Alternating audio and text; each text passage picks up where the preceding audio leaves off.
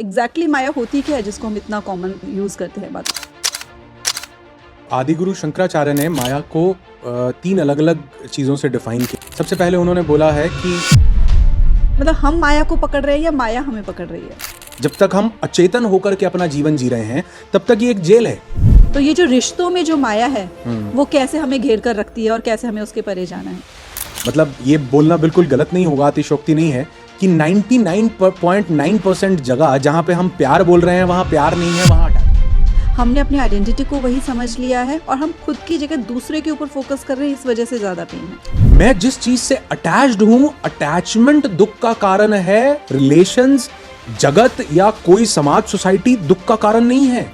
समाज में रहते हुए और उस पर्सन के साथ भी रहते हुए वो अपने आप को अंदर से फ्री कैसे करे उस अटैचमेंट से कि फिर वो जो फर्क पड़ रहा है वो बढ़ना बंद हो जाए वो से। तो अगर मैं आई एम स्टेटमेंट्स को, आई हैव स्टेटमेंट्स को धीरे धीरे देखने लगूं ना, तो मुझे ये समझ में आने लगता है कि यार हाँ, ये मेरे साथ नहीं हुआ, ये मेरा नहीं है, ये मैं नहीं हूँ। तो जब हम अपने अंदर ही परिपूर्ण होना शुरू हो जाएंगे तो फिर हमें कुछ करना ही क्यों है। उसको वापस से जानना है, और जब हम वो जानने की प्रक्रिया करते हैं तो मिथ्या सब समझ आने लगता है, और तब समझ आता है कि सर्व खल्विदम ब्रह्म, सब कुछ ब्रह्म ही है।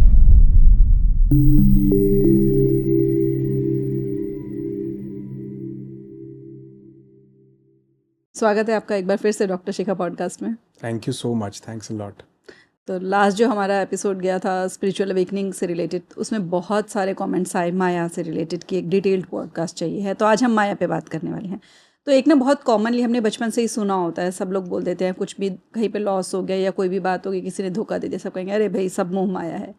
तो ये मोह माया क्या है? क्या मोह माया है या माया कुछ इल्यूजन है? एग्जैक्टली माया होती क्या है जिसको हम इतना कॉमनली यूज़ करते हैं बातों में? बहुत अच्छी बात है, और मुझे लगता है कि जितना आसानी से हम ये मोह माया है सब बोल देते हैं, जो ये बोल रहा है वो भी शायद माया को कभी समझ नहीं पाया है। क्योंकि जब हम ये कई बार बोल देते हैं ना किसी दूसरे के किसी इवेंट पे, घटना पे कि सब मोह माया है, जब हमारा खुद का कुछ पैसा खो जाए, हमारा मोबाइल टूट जाए, तो वो सब मोह माया है, ये सब धरा का धरा रह जाता है। एक्चुअल में माया, जो मोह है वो माया का ही एक प्रकार है। माया को डिफ़ाइन करना अपने आप में ही माया है, मतलब इतनी बड़ी बात है माया को डिफ़ाइन करना। और आदि गुरु शंकराचार्य ने माया को अनिर्वचनीय कहा है, यानी एक ऐसी चीज़ जिसको किसी बाउंड्री में नहीं डाला जा सकता, जो सब चीज़ों को बाउंड्री में डालती है। एक ऐसी चीज़ जिसको बॉक्स में फिट नहीं किया जा सकता, एक ऐसी चीज़ जिसको डिफ़ाइन भी नहीं किया जा सकता। लेकिन फिर भी मेरी जितनी लिमिटेड बुद्धि है, जितना मैं थोड़ा बहुत जानता हूँ, उसके बेसिस पे मैं कोशिश करूँगा कि मैं इसको थोड़ा बताने का प्रयास कर सकूँ। तो माया की जो सबसे बड़ी डेफिनेशंस हैं वो आदि गुरु शंकराचार्य से ही आती हैं। शंकराचार्य जी के 3 बहुत प्रमुख ग्रंथ हैं, जिसमें सबसे पहले विवेक चूड़ामणि, तत्वबोध और ब्रह्मसूत्र भाष्य। तो आदि गुरु शंकराचार्य ने माया को 3 अलग अलग चीज़ों से डिफाइन किया है। सबसे पहले उन्होंने बोला है कि ऐसी शक्ति जो भ्रमित कर दे, भ्रमण रूपिणी शक्ति, जो इंसान को भरमा दे, भ्रमित कर दे। इसीलिए जब कोई पूछता है ना कि माया क्या है और उसके पास सुनने के लिए केवल 30 ही सेकंड हो, तो यही बताना उचित होता है कि माया एक इल्यूजन है, एक भ्रम है। दूसरा, उन्होंने माया को बोला है एक ऐसी शक्ति जो सीमाओं में बांध दे, जिसके वजह से सीमाएं आ जाएं, लिमिटेशंस आ जाएं। और तीसरा उन्होंने बोला है माया को कि एक ऐसी चीज़ जो अनिर्वचनीय है, जिसको डिफाइन ही नहीं किया जा सकता। अब इन तीनों को मैं थोड़ा थोड़ा सा कोशिश करता हूँ, समझाने का प्रयास करता हूँ। सबसे पहले उन्होंने कहा है भ्रमण रूपिणी शक्ति, कि ऐसी चीज़ जो भरमा दे, यानी जो सत्य को सत्य ना दिखाए, जो है उसे वो वैसा न दिखाए बल्कि कुछ और दिखाए, और हमको ये आभास करवाए कि ये कुछ और ही सत्य है। जैसे अभी ये बैंगल है जो आपने डाला हुआ है, ये बैंगल एक फॉर्म है। अगर मैं कहूँ बैंगल क्या है, मतलब ये चूड़ी या कड़ा क्या है, तो ये एक फॉर्म है, ये उसका एक नाम रूप है। लेकिन उसका सब्सटेंस क्या है? सब्सटेंस है गोल्ड। और मैं अगर बैंगल बताऊं तो बैंगल से मुझे गोल्ड ही बैंगल लगने लगेगा। यानी गोल्ड ने एक फॉर्म लिया, गोल्ड सब्सटेंस था, उस सब्सटेंस ने एक फॉर्म लिया, फॉर्म है बैंगल, और मैं बैंगल को अब गोल्ड बैंगल के नाम से, एक नाम रूप से ही जानता हूं। वैसे ही ये जो जगत है, ये जगत का जो सब्सटेंस है वो कॉन्शियसनेस है, और जगत ने जो फॉर्म लिया है वो जगत के रूप में दिखाई दे रहा है। लेकिन मैं जगत की कॉन्शियसनेस को न देख करके, उसके यानी उसके सब्सटेंस को ना देख के, उसके फॉर्म को ही रियल मानने लगता हूं, जबकि वो तो एक नाम रूप था। तो ये एक भ्रमित करने वाली स्थिति है, भ्रम पैदा करती है कि जो है नहीं उसको वैसा दिखाना जैसा हम मान लेते हैं। उसका कारण ये है क्योंकि हम लोग 3D बीइंग्स हैं। हम 3D चीज़ों को परसीव कर सकते हैं। जैसे एक मेटल डिटेक्टर होता है ना, तो मेटल डिटेक्टर से अगर कोई इंसान गुजरे और उसके पॉकेट में गन हो तो मेटल डिटेक्टर डिटेक्ट कर लेगा, लेकिन अगर उसके पॉकेट में प्लास्टिक हो तो वो मेटल डिटेक्टर डिटेक्ट नहीं कर पाएगा। कारण क्या है कि वो मेटल डिटेक्टर मेटल को डिटेक्ट करने के लिए बना है। वैसे ही हम 3D चीज़ों को परसीव करने के लिए बने हैं। इसके परे जो भी कुछ है सूक्ष्म रूप से, या बहुत सारी ऐसी लाइट्स के स्पेक्ट्रम है जो हमारे को विजिबल नहीं है, बहुत से और जीवों को विजिबल होते हैं, बहुत सी ऐसी साउंड्स हैं जो हम सुन नहीं पा रहे हैं लेकिन और कई सुन पाते हैं, बहुत से ऐसे बीइंग्स हैं जिनको हम परसीव नहीं कर पाते, जो अलग डायमेंशन में है, हम 3D को देख पाते हैं। तो हम इसी के लिए डिज़ाइन हुए, इसलिए हम भ्रमित हैं। हमें जो दिख रहा है उसका माया जाल जिसको बोला जाता है वो हमारे ऊपर डाला गया। जैसे एक एग्जाम्पल से बताता हूँ, अगर कोई मेरी आंखों पे एक चश्मा लाल रंग का मेरी स्किन के साथ ही सिल दे, स्टिच कर दे, और मुझे पता न लगे कि चश्मा, लेकिन मेरी स्किन के साथ स्टिच कर दे, तो अब मैं कुछ भी देखूंगा तो मुझे कैसा दिखेगा? रेड दिखेगा सब कुछ। लेकिन क्या सब कुछ रेड है? नहीं। ऐसे ही माया ने जो मुझे आवरण दिया, ये 3D रूप दिया, इसके कारण मैं जगत जैसा है उसको वैसा नहीं देख पाता हूं, इसलिए इसको भ्रमण रूपिणी शक्ति कहा गया। मैं जो सब्सटेंस है उस सब्सटेंस को नहीं देख पाता हूं, मैं उसके फॉर्म को देख पाता हूं, जो जगत मुझे रियल लगता है, और मैं उसी फॉर्म को सत्य मानने लगता हूं, बल्कि उस सब्सटेंस को ढूंढने की कोशिश नहीं करता। दूसरी चीज उन्होंने कही, जो सीमाएं लेकर आए। माया का मतलब जब क्रिएशन शुरू हुई तो सीमाएं ऑब्वियसली आ गई, क्योंकि जब तक किसी चीज का क्रिएशन ही नहीं है तो कोई बाउंड्री नहीं है, कोई लिमिट नहीं है, कोई नाम नहीं है, कोई रूप नहीं है, कोई रंग नहीं है। लेकिन जैसे ही स्पेस एक्सपैंड होना शुरू हुआ तो स्पेस के साथ टाइम बढ़ना शुरू होता है, इसीलिए साइंस में हम इसको स्पेस टाइम फैब्रिक बोलते हैं। अब टाइम शुरू हुआ, स्पेस शुरू हुआ, तो जगह आ गई, रंग आ गया, रूप आ गया, जगह स्थान आ गया, लोग आ गए, तुम आ गए, मैं आ गए। तो हमने सबको एक उस फॉर्म रूप में देखना शुरू किया। जबकि अगर हम क्वांटम साइंस के तौर पर अगर हम इसको देखें, आज जो अद्वैत भी बोल रहा है कि अगर हम एक एटम के सब एटॉमिक पार्टिकल में जाएं, यानी हम आपके और मेरे को इतना ब्रेक करें कि हम उसमें से एक एटम निकाल लें और एटम के भी सब एटॉमिक लेवल पर जाएं, उस सब एटॉमिक पार्टिकल्स में हम देखें क्वार्क्स हैं, प्लैंक्स हैं, उनके अंदर क्वांटा है, क्वांटा में एनर्जी के पैकेट्स हैं जो एनर्जी मूव कर रही है। और अगर हम उसमें देखें कि उस एनर्जी पैकेट में क्या है, तो उसमें 99.99% खाली है, कुछ भी नहीं है। यानी कि हम जो दिख रहे हैं, हमारा जो डीपेस्ट लेवल है उसका 99.99% एम्प्टी है। तो जितनी मेरी बॉडी है, अगर इस पूरी बॉडी को मैं मास के लेवल पे यानी मैटर के लेवल पर अगर इकट्ठा करूं सूक्ष्म रूप से, तो ये पूरी बॉडी सुई की एक नोक से भी छोटे दाने में समा जाएगी, रेत के छोटे कण, क्योंकि बाकी सब तो खाली है। लेकिन मुझे क्या दिख रहा है? स्थूल, मुझे शरीर दिख रहा है। तो मैं उस चेतना को, उस एनर्जी को नहीं पहचान पाता, मैं इस आवरण को पहचान पाता हूं जिसका मुझे चश्मा सिलकर दिया गया। और तीसरी चीज बोली गई, माया को अनिर्वचनीय। इसका मतलब ये नहीं है कि माया का मतलब जगत जीरो है या सब कुछ इल्यूजन है। इसको अनिर्वचनीय को अगर समझा तो हम आगे के पूरे इस एपिसोड में बहुत गहरे स्तर पर चीजों को समझ पाएंगे। जगत में 3 तरह की चीजें हैं, एक सत्य, एक असत्य और एक मिथ्या। तो माया को कहा गया कि ब्रह्म सत्य है और जगत मिथ्या है। मिथ्या का मतलब जीरो नहीं है, मिथ्या का मतलब नॉन एग्जिस्टेंशियल नहीं है। मिथ्या का मतलब है जो न तो सत्य है ना असत्य है, और सत्य भी है और असत्य भी है। बड़ा कंफ्यूजिंग लगता है, लेकिन अगर हम अद्वैत में बड़े गहरे से इसको समझें तो 3 चीजें हैं, एक सत्य, एक असत्य और एक मिथ्या। जैसे मैं इसको एक एग्जाम्पल से समझाने की कोशिश करता हूं। जैसे मान लो हमें सपना आता है, तो जब हमें सपना आता है तो वो कितना सत्य होता है? सत्य का मतलब एब्सोल्यूट रियलिटी, असत्य का मतलब जो एग्जिस्टेंशियल ही नहीं है। तो जब सपना आता है कितना रियल होता है? बिल्कुल रियल होता है। जब हम सपने में होते हैं तो हम इमोशंस फील कर रहे होते हैं, भाव हमारे पास आ रहे होते हैं, हमारा अहंकार होता है, हम सपने में किसी से बात भी कर रहे, बिल्कुल रियल है। और हमारी बॉडी भी, इनफैक्ट जब हम कोई डर रहे होते हैं सपने में, तो बॉडी भी सेम रिएक्ट कर रही होती है, पैल्पिटेशन हो रही है, स्वेटिंग हो रही है, पसीना आ रहा है या हार्ट बीट बढ़ी हुई है। ये क्या है कि हम उस समय जब सपने में है तो हम सपने को सत्य मान रहे हैं, लेकिन जैसे ही हम सपने से बाहर आए तो पता चलता है यार वो तो असत्य था, उसकी तो कोई एग्जिस्टेंस थी ही नहीं। तो अब यहां से हम समझते हैं कि जब हम सपने में थे तो वो सत्य था, लेकिन जब उससे बाहर आए तो पता लगता है कि यार वो तो सत्य नहीं था। यानी जो सत्य है और असत्य भी है और सत्य भी नहीं है। जब हम बाहर आए तो सत्य भी नहीं था, लेकिन जब हम उसके अंदर हैं तो वो असत्य भी नहीं है, क्योंकि बिल्कुल रियल जैसा दिख रहा है। तो ऐसी चीज जो सत्य भी है, असत्य भी है, सत्य भी नहीं है और असत्य भी नहीं है, वो मिथ्या की कैटेगरी में आती है। उसी कैटेगरी में माया को डाला गया कि जब हम इस समाज में, जगत में होते हैं तो ये बिल्कुल रियल है कि सब कुछ रियल हो रहा है, लेकिन वो योगी जो माया से परे निकलता है, माया को देखता है, माया से जागता है, तो वो बताता है कि ब्रह्म सत्य है, जगत मिथ्या है। तो जब हम जगत में हैं तो ये सत्य है, जब हम इस जगत से बाहर माया के परे हैं तो ये असत्य है। तो ये चीज मिथ्या बोल दी जाती है, लेकिन उसका मतलब नॉन एग्जिस्टेंस में चीज है ऐसा नहीं है। उसका मतलब है कि हमको जो चीज जैसी है वैसी हम देख नहीं पा रहे माया के कारण। तो बेसिकली माया को हम इल्यूजन भी समझ सकते हैं, माया को हम अनिर्वचनीय भी समझ सकते हैं, और एक ऐसी चीज जो रियलिटी को न दिखा के उसके किसी और आवरण को दिखाए और भ्रम पैदा करे, वो माया है जो हमारे पूरे जीवन को गवर्न कर रही है। बिल्कुल। तो जो आपने ये बोला कि जो माया है वो हमें रियलिटी जो है उससे मतलब भ्रमित कर देती है, तो रियलिटी आपने कहा कि कॉन्शियसनेस है। तो एक आम इंसान इस बारे में जान करके हमको जो माया है उसने भ्रमित किया हुआ है, ये इल्यूज़न है, हम कुछ और रियलिटी है जो हम देख नहीं पा रहे हैं, इस चीज़ को जानकर उसको अपनी लाइफ में क्या बेनिफिट होगा, और ये हमारे लिए जानना ज़रूरी क्यों है कि माया से परे जाना है? बहुत अच्छा सवाल है। देखो, हम अक्सर, आपने ये बहुत नॉर्मली बहुत कॉमन तौर पे सुना होगा कि हम अक्सर बोल देते हैं कि मैं सैड हूँ, मैं सक्सेसफुल हूँ, उस इंसान ने मुझे तोड़ के रख दिया, ऐसे स्टेटमेंट सुने।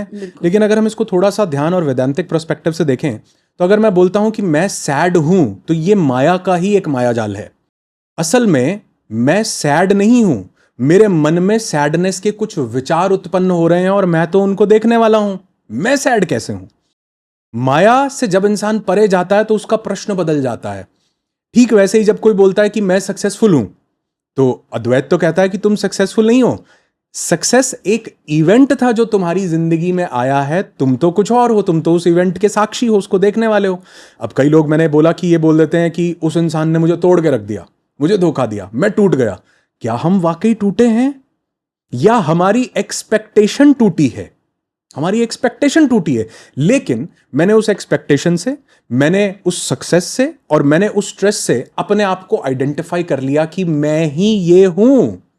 जबकि ये तो कुछ घटनाएं हैं जो मेरे जीवन में हो रही हैं, और वो घटनाएं मेरे जीवन को प्रभावित नहीं करती अगर मैं उनको समझ जाऊं। तो ये घटनाएं मेरे जीवन को इसलिए प्रभावित कर रही हैं क्योंकि मैंने उनके साथ आइडेंटिफिकेशन को जोड़ लिया। बॉडी मिली, मैं शरीर हूं। मुझे स्ट्रेस मिला तो लगा कि थिंकिंग मैं हूं। मुझे एक रोल मिला तो लगा फादर मैं हूं, मदर मैं हूं, हस्बैंड मैं हूं, वाइफ मैं हूं। मुझे सक्सेस मिली तो लगा कि सक्सेसफुल मैं हूं। माया का मतलब संसार छोड़ना या इन सब चीजों को छोड़ देना नहीं है। माया का मतलब है इन सब चीजों को देखना कि ये सब चीजें इवेंट हैं, इनसे मेरा आइडेंटिफिकेशन ना हो। तो जब मैं कुछ ध्यान और साधनाओं को करके मैं इस स्तर पे आता हूं कि मैं ये देख पाता हूं कि यार मैं सक्सेसफुल हूं, ये स्टेटमेंट गलत है। सक्सेस मिली है, सक्सेस प्राप्त हुई है और ये जीवन की एक घटना है। तो कितना समझ के थोड़ा सा ऐसा नहीं लगता कि मैं इससे थोड़ा डिस्टेंस में आ जाऊंगा? इसीलिए जैसे हमने लास्ट पॉडकास्ट याद है, उसमें हमने एक प्रश्न किया था कि एक आम इंसान भी पैसा कमाता है और एक योगी व्यक्ति, एक जागृत व्यक्ति भी पैसा कमाता है, दोनों में फर्क क्या है? एक आम व्यक्ति उस पैसे से अपनी आइडेंटिफिकेशन को जोड़ लेता है कि मैं अमीर हूं, मैं सक्सेसफुल हूं। लेकिन एक जागृत व्यक्ति देखता है कि ये एक घटना है जो मेरे जीवन में आई है, हाँ बिल्कुल ठीक है, मैं भी सामाजिक प्राणी हूं, सबकी तरह इसका भोग करूंगा। लेकिन एक आम आदमी से जब वो सक्सेस और पैसा छिनता है तो वो उदास भी हो जाता है। लेकिन वहीं एक जागृत व्यक्ति से जब वो छिनता है तो वो पहले भी मस्त था, वो तब भी मस्त है। कोई चीज मिलती है तो वो उसके साथ जुड़ता नहीं, और कोई चीज खो जाती है तो उसको उसका भय नहीं होता।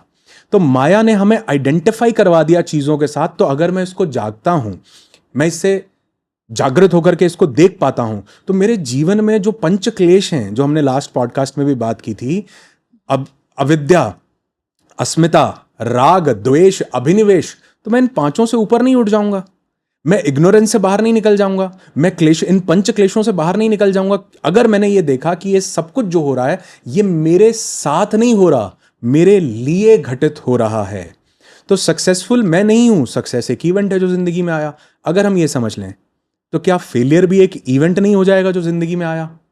लेकिन हम जब माया के ट्रैप में, तो मुझे फेलियर मैं फेल हो गया, मैं सक्सेसफुल हो गया, मैंने पैसा कमा लिया, मुझे किसी ने धोखा दे दिया, मेरी आइडेंटिटी को ठेस पहुंचाई। जबकि मैं जागृत व्यक्ति हूं, मैं एक शुद्ध चेतना हूं, इस सबको देखने वाला हूं। अगर मैं ये समझ जाऊं, जो कि कुछ ध्यान साधनाओं से, जिनकी हम आगे बात करेंगे, और कुछ प्रैक्टिकल टूल्स की बात करेंगे, उससे अगर ये पॉसिबल हो जाए, तो एक आम व्यक्ति संसार में रहते हुए माया में रहते हुए। इसीलिए श्री कृष्ण बोलते हैं, इसीलिए मैं लास्ट वीडियो में भी बोल रहा था पॉडकास्ट में कि गीता युद्ध के मैदान में ही घटित हो सकती थी।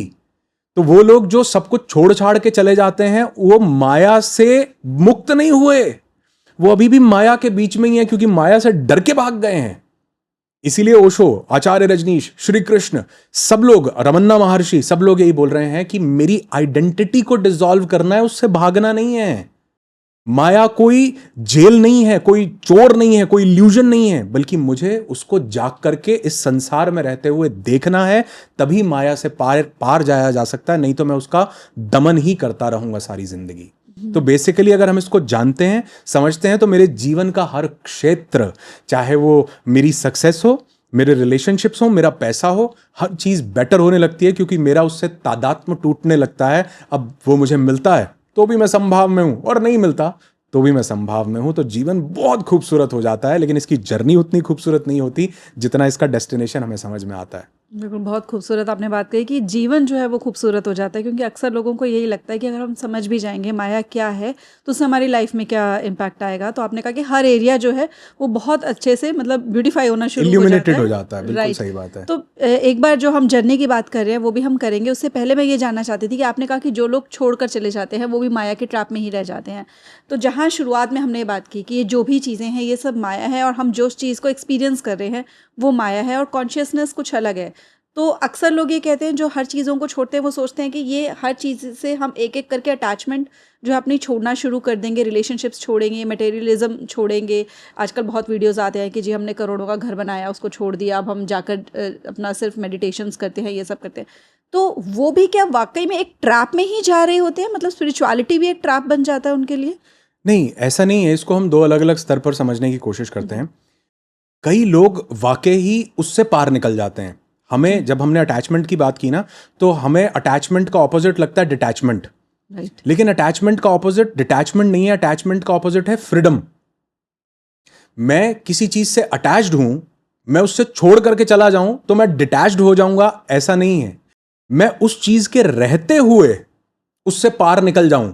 तो मैं, जैसे कई बार हमारा एक प्रोग्राम होता है ना, अवेकन योर हीलिंग इंटेलिजेंस, तो उसमें कई लोग मेरे पास आते हैं, वो बोलते हैं कि सर आप इतनी प्रैक्टिसेस करवाते हो उसमें, तो क्या ऐसा भी होता है, या एनएलपी या और टेक्निक्स लगा के, कि जो पास्ट की पेनफुल मेमोरीज हैं अब मैं वो भूल जाऊंगा, अब वो पास्ट की पेनफुल मेमोरीज मुझे परेशान नहीं करेंगी।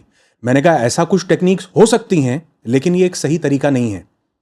पास्ट की पेनफुल मेमोरी को भूल जाओ तो इसका मतलब है आप उस स्तर पर उठे ही नहीं। अगर फ्यूचर में कोई दोबारा पेनफुल मेमोरी आ गई तो क्या करोगे? तो करना क्या है कि पास्ट की पेनफुल मेमोरी रहे, लेकिन वो पेनफुल ना रहे। मेमोरी आज भी आप पास्ट की देखो तो आप उससे लेसन लो, न कि आप उससे पेन लो। मेमोरी आज भी वही है। तो कई लोग बोलते हैं कि मैं शराब नहीं पीऊंगा तो मैं इसको छोड़ देता हूं, या दबा देता हूं, या मैं संसार को नहीं भोगूंगा, मैं सब छोड़ के चला जाता हूं, तो तब भी दिमाग में वो सब चीजें बनी रहती हैं। जैसे अभी आपने बोला कि स्पिरिचुअलिटी भी कई बार एक ट्रैप ईगो का कारण बन जाती है। एक आचार्य रजनीश एक बहुत खूबसूरत स्टोरी सुनाते थे। वो कहते थे कि एक बार एक गांव में कोई बाबा आए, तो बहुत लोग बोलने लगे कि बाबा बहुत महान है, बाबा को मिलना चाहिए, बाबा के पास जाना चाहिए। मैंने पूछा क्यों, बाबा के पास क्यों जाना चाहिए? तो वो बोले बाबा ना एक टाइम पे 10 किलो या पता नहीं 100 किलो सोना छोड़ के आए हैं, इतने बड़े बाबा हैं। तो बोले अच्छा। तो बोले कि मैं भी बाबा के पास गया देखने के लिए, समझ तो मुझे आ गई थी, लेकिन बाबा के पास गया तो बाबा से जैसे ही मिला, भक्तों की लाइन लगी हुई है, और बाबा के पास बैठा तो बाबा की पहली लाइन यही थी कि तुम्हें पता है कि मैंने आज से 20 साल पहले 100 किलो सोना छोड़ा था। तो वो बोले कि छोड़ तो आप आज भी नहीं पाए हो, आज भी यहां पर आपने उसको पकड़ा हुआ है, और वो छोड़ा था ये बता के आप बहुत कुछ और पकड़ना चाह रहे हो। तो कई बार स्पिरिचुअलिटी भी हमारे लिए एक ट्रैप बन जाता है। मतलब जैसे पहले इंसान कहता है कि, अब इन दोनों सेंटेंस में देखना कितनी सिमिलैरिटी है। पहले इंसान बोलता है कि मैं सक्सेसफुल हूं, और जब वो स्पिरिचुअल पाथ पे चलने लगता है तो वो बोलता है कि मैं अवेकन्ड हूं। जब वो पहले दुनिया में, संसार में होता है तो वो बोलता है कि मेरे पास बहुत बड़ी गाड़ी है। फिर वो स्पिरिचुअल पाथ पे आता है, वो बोलता है मेरी वाइब्रेशंस बहुत हाई हैं। तो मैं और मेरा छूट ही नहीं रहा। एक्चुअल में स्पिरिचुअलिटी में स्पिरिचुअल ईगो आना स्वाभाविक है, और वो सबसे पहला चरण है स्पिरिचुअलिटी का, क्योंकि स्पिरिचुअलिटी तो आई लेकिन अहंकार नहीं गया। तो स्पिरिचुअलिटी ने सिर्फ कपड़े बदले हैं, अंदर से इंसान वही है। तो कई बार कुछ लोग चीजों का दमन करके जाते हैं, सप्रेस करके जाते हैं, उनको दबा के जाते हैं, लेकिन याद रहे कि वो चीजें माइंड में फिर भी माया के कारणवश पड़ी रहती हैं। स्पिरिचुअल पाथ पर चले, अहंकार खत्म नहीं हुआ तो वो जो पहले पैसे में रस आ रहा था, गाड़ी में रस आ रहा था, सक्सेस में रस आ रहा था, अब वो अवेकंड में, मेडिटेशन में, हाई वाइब्रेशन में रस आ रहा है। और इसमें आप डिफरेंस देखोगे कि जो एक्चुअल में एक इंसान स्पिरिचुअल पाथ पर चल रहा है, वो अपनी कमियों को, अपने पंचक्लेश जो हमने लास्ट टाइम बात की थी, अविद्या, अस्मिता, राग, द्वेष, अभिनिवेश, उनको आइडेंटिफाई करके उनको खत्म करने की कोशिश करता है। लेकिन जो स्पिरिचुअल ईगो में आता है, वो दूसरों को कम देख के अपने आप को ऊंचा पाने को, देखो मैं तो ध्यान करके आया हूं और तुम सोए पड़े हो, मैं तो सुबह सुबह 5 बजे उठता हूं और ध्यान करने चला जाता हूं और तुम देखो तुम क्या बेड पे पड़े ही रहते हो, सोए रहते हो। तो वो दूसरों से अपने आप को बेटर दिखाने की चेष्टा में, क्योंकि पाथ तो स्पिरिचुअल है लेकिन अंदर अहंकार अभी भी उस चीज की पुष्टि कर रहा है। तो 2 प्रकार के लोग हैं, एक वो जो सब चीजों को भोग लेते हैं और एक्चुअल में जब सब चीजों को भोग लिया तभी उससे परे जाया जा सकता है। उनका दमन करके कभी परे नहीं जाया जा सकता, उनका दमन करके एक लेवल तक पहुंचा जा सकता है, लेकिन फिर वो जो दमन है ना, वो वही बाबा की तरह 100 किलो सोना छोड़ा हुआ है मैंने, मैं अपने यूट्यूब चैनल पर ऐड नहीं लगाता, मैं अपना ये नहीं कर, मैं मतलब उससे मैं अभी भी अहंकारवश वो काम कर रहा हूं, लेकिन उस अहंकार से मैं कोई बड़ी चीज की प्राप्ति कर रहा हूं, अब मेरा अहंकार उससे जुड़ गया है। तो एक रियल स्पिरिचुअल इंसान जो वाकई इस जर्नी पर है, उसको स्पिरिचुअल ईगो आएगी, मुझे भी आई, हर एक को आएगी कभी ना कभी किसी चरण में, लेकिन धीरे धीरे वो उससे बाहर निकलेगा। और जब अहंकार समाप्त होगा तो केवल वो अध्यात्म बचेगा, वो अंतर यात्रा बचेगी, जो जानेगी कि यार अब सक्सेस मिलती है, पहले भी मिलती थी, मैं बहुत खुश हो जाता था, लेकिन जब सक्सेस चली जाती थी, जैसे एक इंसान है, उसकी एक रील वायरल हुई, बहुत वायरल हुई, 1 मिलियन व्यूज आ गए, अब वो कह रहा है कि मैं एक बहुत बड़ा क्रिएटर हूं, मैं एक सक्सेसफुल इंसान हूं, मेरे को पैसे बहुत आ रहे हैं, मैं बहुत, ये माया का ट्रैप है। फिर जब उसकी दूसरी रील वायरल नहीं होती और 10 वीडियो और रील्स फ्लॉप हो जाती हैं तो वो परेशान है, वो चिंतित है। लेकिन एक व्यक्ति जो माया से परे है, वो है भी अभी संसार में, वो अभी वीडियो बना रहा है, अभी भी रील बना रहा है, लेकिन जब उसका वीडियो 1 मिलियन जाता है तो वो उससे आइडेंटिफिकेशन कि मैं सक्सेसफुल हूं ऐसा नहीं जोड़ता, और जब वो फ्लॉप हो जाता है तो वो उससे मैं फेलियर हो गया ऐसा आइडेंटिफाई नहीं करता। तो कितनी ब्यूटीफुल चीज नहीं है कि मैं, अच्छा मिलता है तो भी मैं आनंद में हूं, संभाव में हूं, और नहीं मिलता तो भी मैं संभाव में हूं। तो माया का ट्रैप जगत को छोड़ना नहीं है, सप्रेशन नहीं है, सब इल्यूजन है ऐसा नहीं है, बल्कि जाग करके देखना, चीजों से अपने आइडेंटिफिकेशन को डिसॉल्व करना। माया हर चीज में आई को पुट कर देती है। सैड हुए तुम हो, सक्सेसफुल हुए तुम हो, फेलियर हुआ तुम हो, किसी ने धोखा दिया तुम्हें दिया। और माया के परे है अभी भी सक्सेस, फेलियर, धोखा, सब कुछ, लेकिन तुम्हारे साथ नहीं हो रहा, तुम तो उसको देखने वाले हो, ये तो एक पर्दे पर रील चल रही है। तो हम वो कैरेक्टर ना हो करके, हम सिर्फ उसके आइडेंटिफिकेशन को जो ऑब्जर्व कर रहा है वो चेतना हो जाते हैं, समझने वाला हो जाते हैं। जैसे इसको एक एग्जाम्पल बताकर समाप्त करूंगा कि एक व्यक्ति एक रोल प्ले कर रहा है और रोल प्ले करने में वो उस रोल में ही खो गया और वो अपने आप को वो व्यक्ति ही समझने लगा जो रोल प्ले कर रहा है। लेकिन वहीं एक जागृत व्यक्ति रोल प्ले करता है, रोल प्ले करते हुए हंसता है, रोता है, लेकिन वो जानता है कि ये सिर्फ एक पात्र है, एक रोल है, और मैं कौन हूं, मैं इससे अलग हूं जो इस पात्र को प्ले कर रहा है। तो जब ऐसी कोई चीज आती है तो वो घटना, वो जिंदगी का सक्सेस, वो फेलियर उस इंसान को कभी प्रभावित नहीं कर पाते, और वो जीवन को उसकी समग्रता से जीता है, आनंद से जीता है, क्योंकि अब उसका आइडेंटिफिकेशन, उसका आई किसी चीज के साथ इन्वॉल्व नहीं होता। बहुत अच्छी बात आपने बोली है कि जो हम चीज़ों को समझकर पकड़ कर बैठे होते हैं कि मेरा मेरा मेरा, उसी की वजह से मोस्टली जो पेन है लाइफ में वो क्रिएट हो रहा होता है। तो जो आपने बोला कि जब ये चीज़ें, जब हमें आइडेंटिफाई हो जाती हैं, जैसे हमने ये चीज़ें सुनी है कि हम जो एक्सपीरियंस कर रहे हैं उसको दूर से देखो, क्योंकि रोल प्ले भी हम कहते हैं कि सब कहते हैं कि भी हम एक रोल प्ले कर रहे हैं, उसके साथ आइडेंटिफाई मत करो, उसको एज अ रोल की तरह देखो। तो वो जो माया है उसकी वजह से हम रोल से अटैच हो जाते हैं।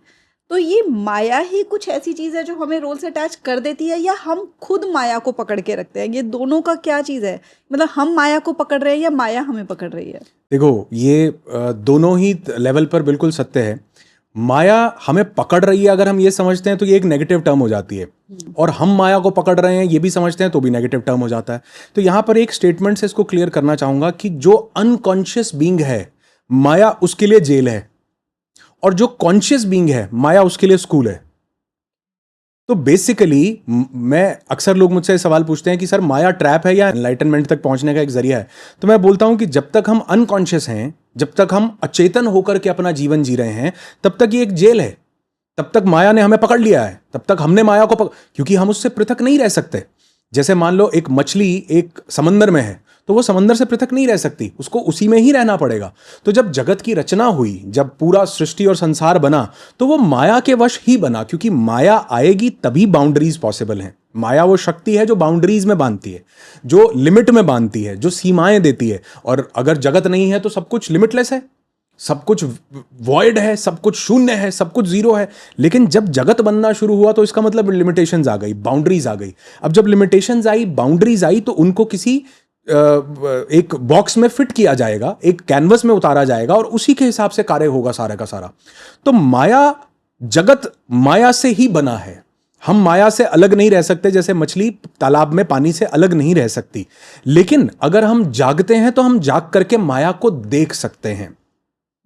तो माया और जीव दोनों बंधे हुए हैं, उससे सोल बंधी हुई नहीं है। सोल तो देखने वाली है। कई लोग बोलते हैं कि हमारी सोल को माया ने बांध लिया है या हमारी आत्मा को माया ने बांध लिया है। माया ने आत्मा को नहीं बांधा है। ये बिल्कुल वैसा है जैसा मैं एक एग्जांपल दूं कि जैसे हम बोलते हैं ना कि बादलों ने सूरज को ढक लिया। अरे बादलों की क्या औकात वो सूरज को ढक लें, वो तो उसके 0.001% में भी नहीं आते। बादलों ने हमारी नजर को ढक लिया है जो सूरज को देख रही थी। हमारी शुद्ध चेतना जो अपने आप को चैतन्य रूप में, आत्मा रूप में जान रही थी, शरीर मिलने पर, मन, बुद्धि, अहंकार, चित्त, अंतःकरण मिलने पर इसने हमें ढक लिया। चेतना को नहीं ढका, आत्मा को नहीं ढका, वो अभी भी वहां है, हमें ढक लिया। किस चीज से? सिर्फ एक चीज से, एक शब्द से समझ आ जाता है, आइडेंटिफिकेशन से, कि मैं ये हूं। तुम शरीर हो, तुम मन हो, तुम बुद्धि हो और तुम अहंकार हो। तो जब इस चीज से मुझे ढक लिया तो मुझे हर चीज मेरे साथ होती हुई प्रतीत होती है। हर चीज मेरे को मिल रही है, नहीं मिल रही ऐसा प्रतीत होता है। हर चीज में मैं अपनी अहंकार को देखने की पुष्टि करता हूं। तो माया ने मुझे नहीं पकड़ा, माया तो संसार है। वहीं बहुत सारे लोग माया से जो परे निकल जाते हैं। अब इसका मतलब वो संसार छोड़ दें ऐसा नहीं, इसका मतलब वो रिश्ते छोड़ दें ऐसा नहीं, इसका मतलब कि वो जाग करके अब देख रहे हैं कि ये जो भी कुछ हो रहा है ये मेरे साथ नहीं हो रहा, मैं तो केवल दृष्टा भाव हूं।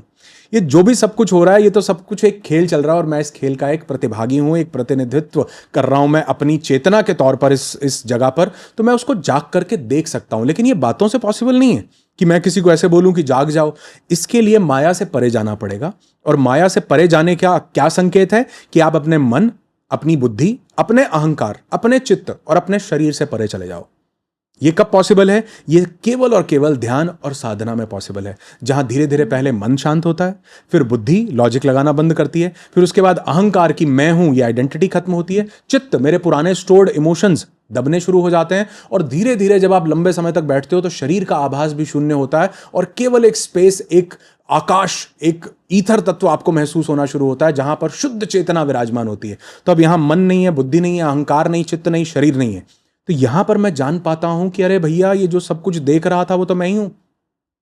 मैं सक्सेस नहीं हूं, मैं फेलियर नहीं हूं, मैं बॉडी नहीं हूं, मैं तो केवल उसको देखने वाला दृष्टा भाव हूं। और जब ये चीज लंबे समय तक बनती है तो हम उस माया से परे निकल पाते हैं जिसने हमें पकड़ा हुआ है या जिसको हमने पकड़ा हुआ है, जो दोनों इंटरमिंगल थे।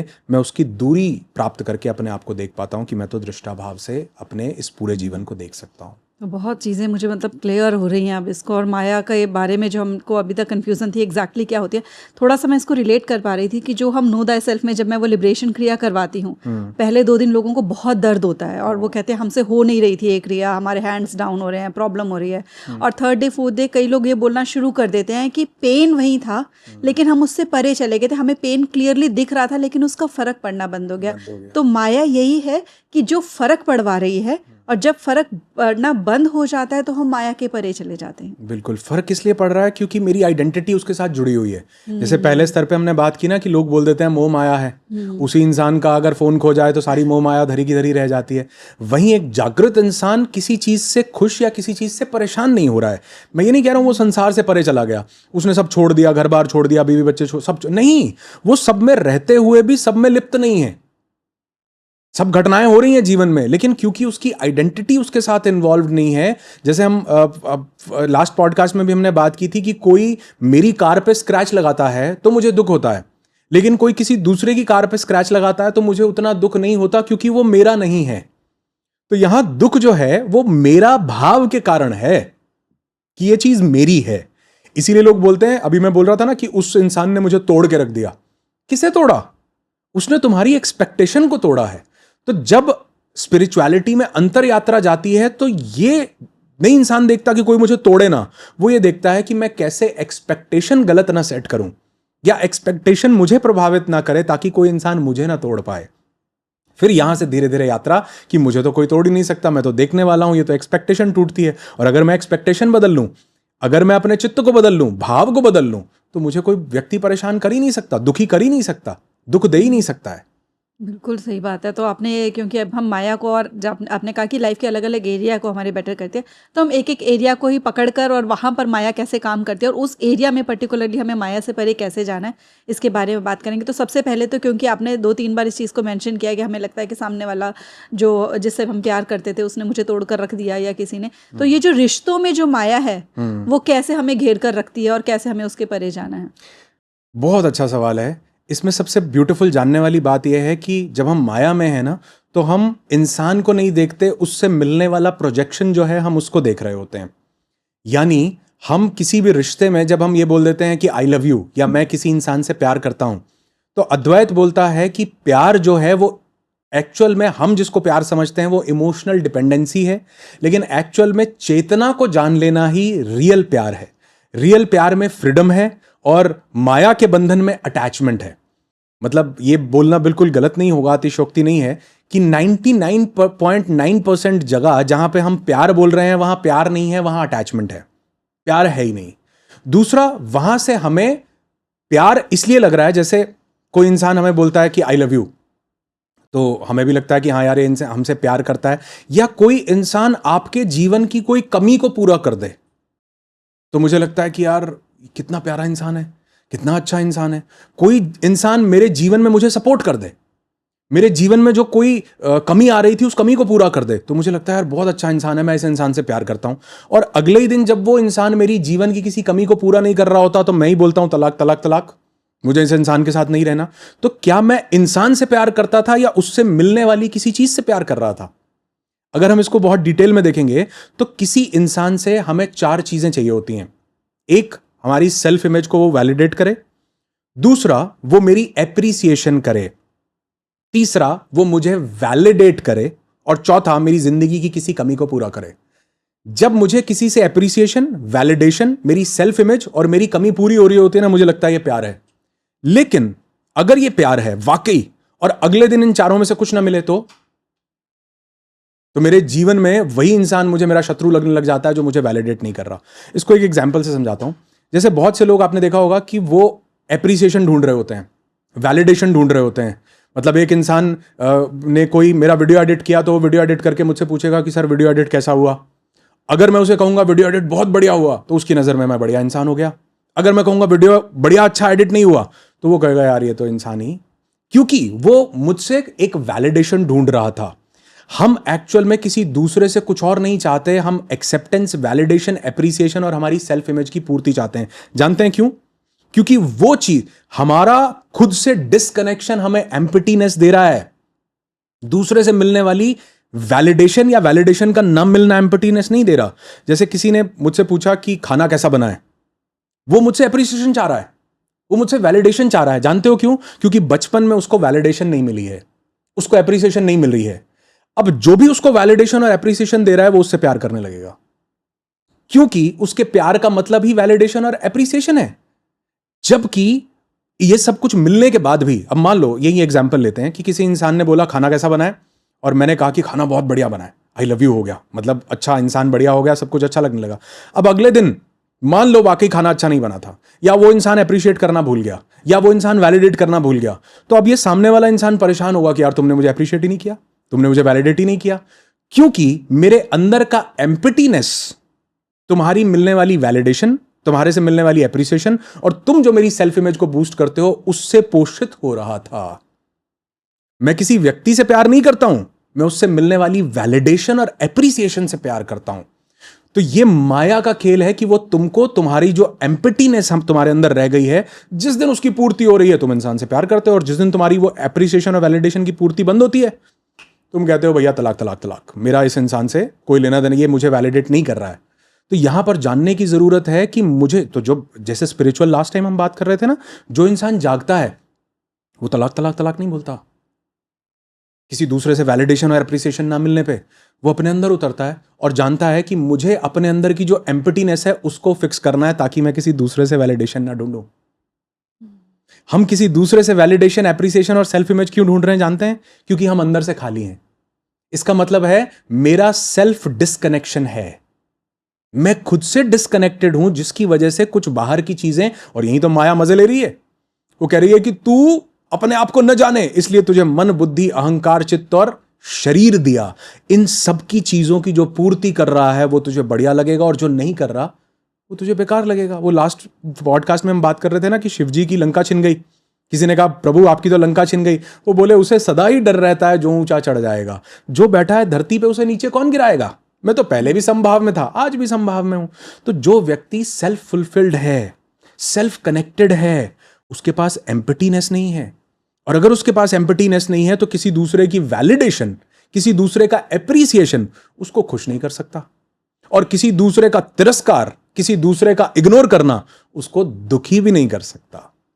तो यानी माया का खेल समझें तो ये सिर्फ आइडेंटिफिकेशन का है, आई को डिपॉजिट कर देने का है कि मैं, मेरा और मुझ में, इन तीनों के साथ जोड़ देने का है।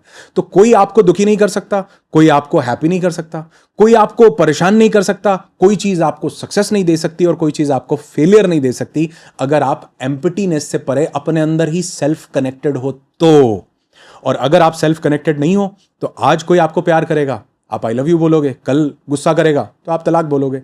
आज कोई आपको बोलेगा कि आप बहुत अच्छे हो तो आप कंप्लीट फील करोगे, और कल वो आपको बोलेगा तो आप वहीं इनवैलिड फील करोगे, आप खाली फील करोगे। तो ये सब चीजें बाहर से नहीं आ रही हैं, ये सब चीजें मेरे अंदर के खालीपन से आ रही हैं।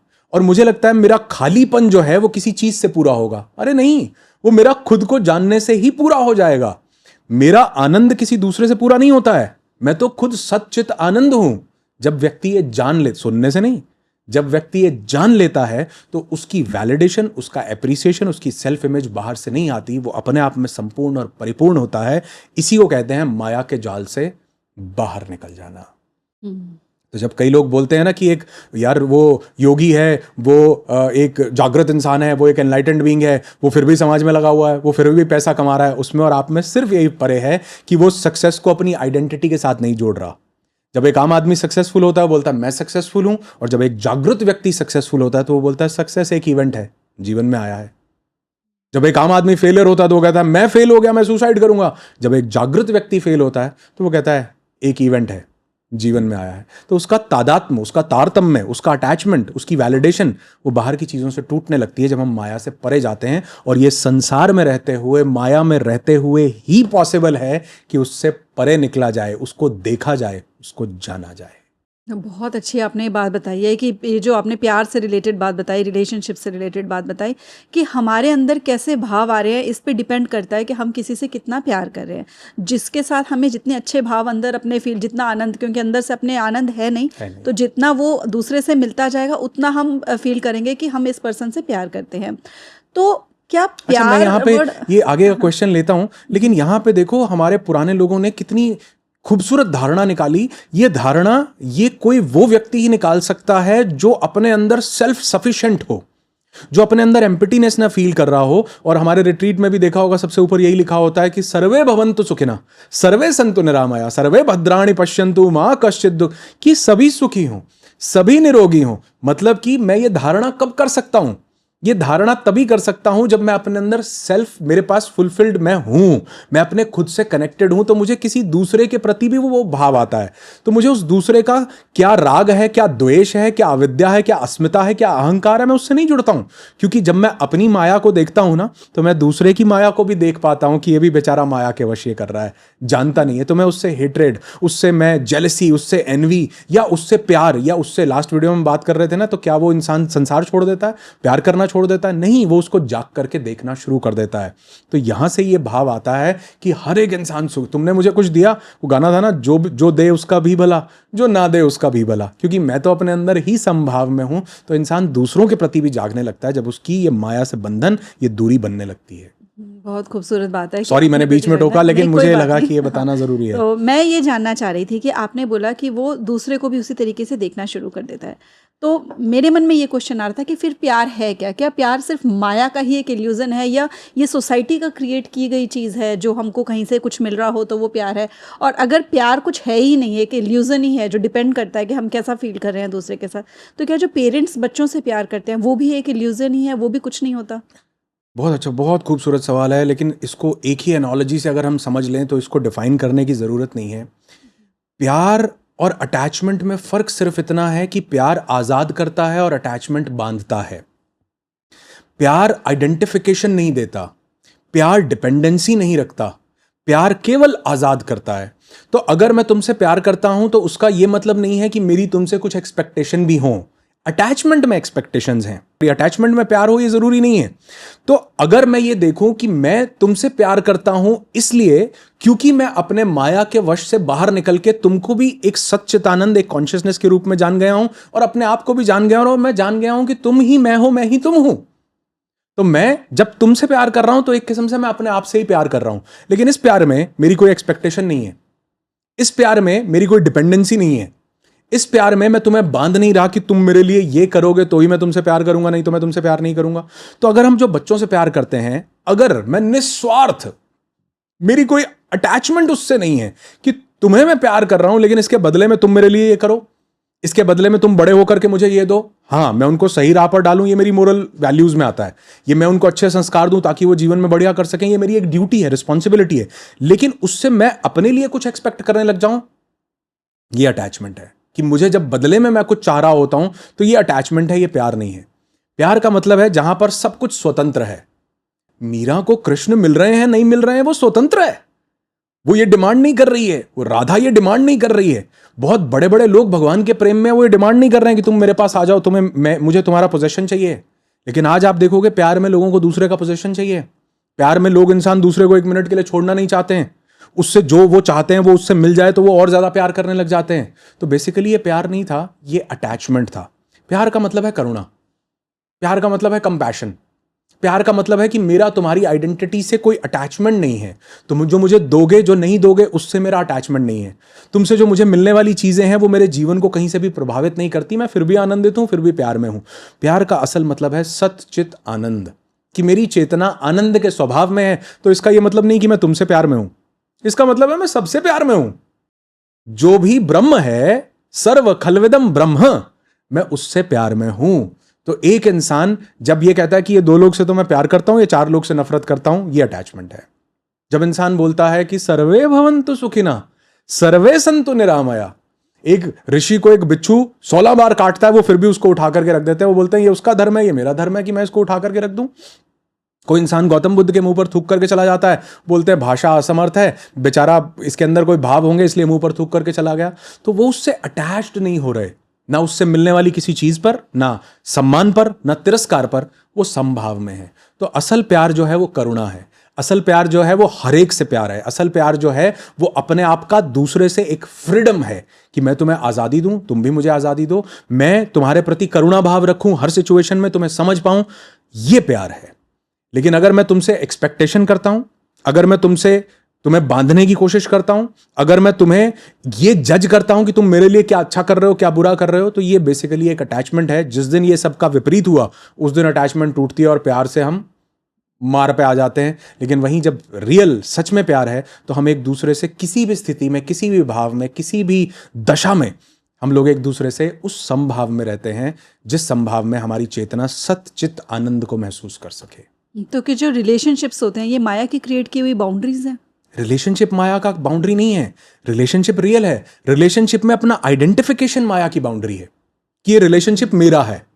इस रिलेशनशिप सोसाइटी का क्रिएट किया, रिलेशनशिप एक सामान्य चीज़ है जो समाज में हमें मिलती है कि हम जब ग्रो करते हैं समाज में तो हमें रिलेशनशिप्स मिलेंगे ही। हम किसी के घर पैदा हुए, हमारा किसी से विवाह होगा, हमारे बच्चे होंगे, हमारे दोस्त होंगे, ये सब समाज में, ये इसको हम रिलेशनशिप का नाम दे देते हैं। तो रिलेशनशिप मिथ्या है ऐसा नहीं है, रिलेशनशिप सत्य है, लेकिन रिलेशन मेरा है ये मिथ्या है। रिलेशन से मुझे ये मिलना चाहिए ये मिथ्या है। तो अगर मैं अपने आप में संपूर्ण हूं, परिपूर्ण हूं, तो वो इंसान रिलेशनशिप में कोई वैलिडेशन नहीं ढूंढेगा। वो इंसान ये नहीं ढूंढेगा कि ये इस रिलेशनशिप में ये पत्नी है तो इसको पैर ही दबाने चाहिए, ये पति है तो इसको पैसे ही कमाने चाहिए। वो बाउंड्रीज कब लेकर आती है? माया लेकर आती है। माया कहती है कि तुम ये हो तो ये होना चाहिए, ये वाइफ है तो इसको ये करना ही चाहिए, ये घर में ही रहनी चाहिए, इसको घूंघट ही लेना चाहिए, तुम हस्बैंड हो तो तुम्हें पैसा कमाना चाहिए, तुम्हें ये कर। ये अधिकार कौन दे रहा है? ये माया दे रही है आपको। लेकिन जो व्यक्ति स्वतंत्र है उसके लिए तो जेंडर भी मायने नहीं रखता है। उसके लिए तो कोई पुरुष है कोई महिला है, वो तो सब हर एक चीज से सच्चित आनंद में है। वो तो आनंद में, उसकी कोई एक्सपेक्टेशन ही नहीं है, क्योंकि वो सेल्फ फुलफिल्ड है। उसको कोई पानी का ग्लास दे दे तो वो खुश हो जाए, ऐसा नहीं है। और कोई पानी का ग्लास न दे वो उदास हो जाए, ऐसा नहीं है। उसको कोई पानी का ग्लास दे तो वो संभाव में है, नहीं दे तो वो खुद उठ के ले लेता है, वो तब भी खुश है, वो तब भी आनंद में है। तो जो इंसान अंदर से संपूर्ण है, परिपूर्ण है, वो रिलेशनशिप्स में रहता है लेकिन उनमें बंधता नहीं है। रिलेशनशिप में किसी ने धोखा दे दिया तो वो धोखे में आ गया, वो कहता है ये घटना है, होनी थी, हो गई, मैं तो सच्चित आनंद हूं, मैं तो बिल्कुल। तो ये सिर्फ जानने की प्रक्रिया नहीं है, ये बोध तब होता है जब हम चेतना के स्तर पर, जब हम ध्यान और साधना के स्तर पर उतर करके इस सब चीज को समझते हैं। तब इंसान उस माया से परे जाता है और तब वो संसार छोड़ता नहीं, रिलेशनशिप्स छोड़ता नहीं। लाहिड़ी महाशय का एग्जाम्पल हमारे सामने है। कितने लोगों को क्रिया योग की दीक्षा, कितने लोगों को क्रिया योग का ज्ञान, और आज क्रिया योग कैसे जिंदगी लोगों की बदल रहा है। लाहिड़ी महाशय संसारी व्यक्ति थे, संसार में रहते थे। श्री कृष्ण ने संसार में जन्म लिया, श्री राम ने संसार में जन्म लिया, गौतम बुद्ध ने संसार में जन्म लिया। तो सब संसार में रहते हुए संसार से, माया से परे गए, सब कुछ होते हुए भी। और आप देखो गौतम बुद्ध लास्ट के समय में उन्होंने अपनी जो पत्नी थी, जो अपनी भार्या थी, उसको भी दीक्षा दी। वो भी गौतम बुद्ध के चरणों में आई और उन्होंने बोला कि मुझे भी ये चीज़ चाहिए, मुझे भी दीक्षा। तो उन्होंने उसको भी दीक्षा दी और कहा कि तुम भी उस सच्चित आनंद को जानो, उस परम चेतना को जानो जिसको मैंने जाना है। तो एक्चुअल में रिलेशनशिप्स तब हमारे लिए बुरे नहीं है। रिलेशनशिप्स तब हमारे लिए बुरे हैं जब हम इनसे आइडेंटिफाई अपने आप को करने लगते हैं, जब हम अपना आई इसमें डिपॉजिट करते हैं।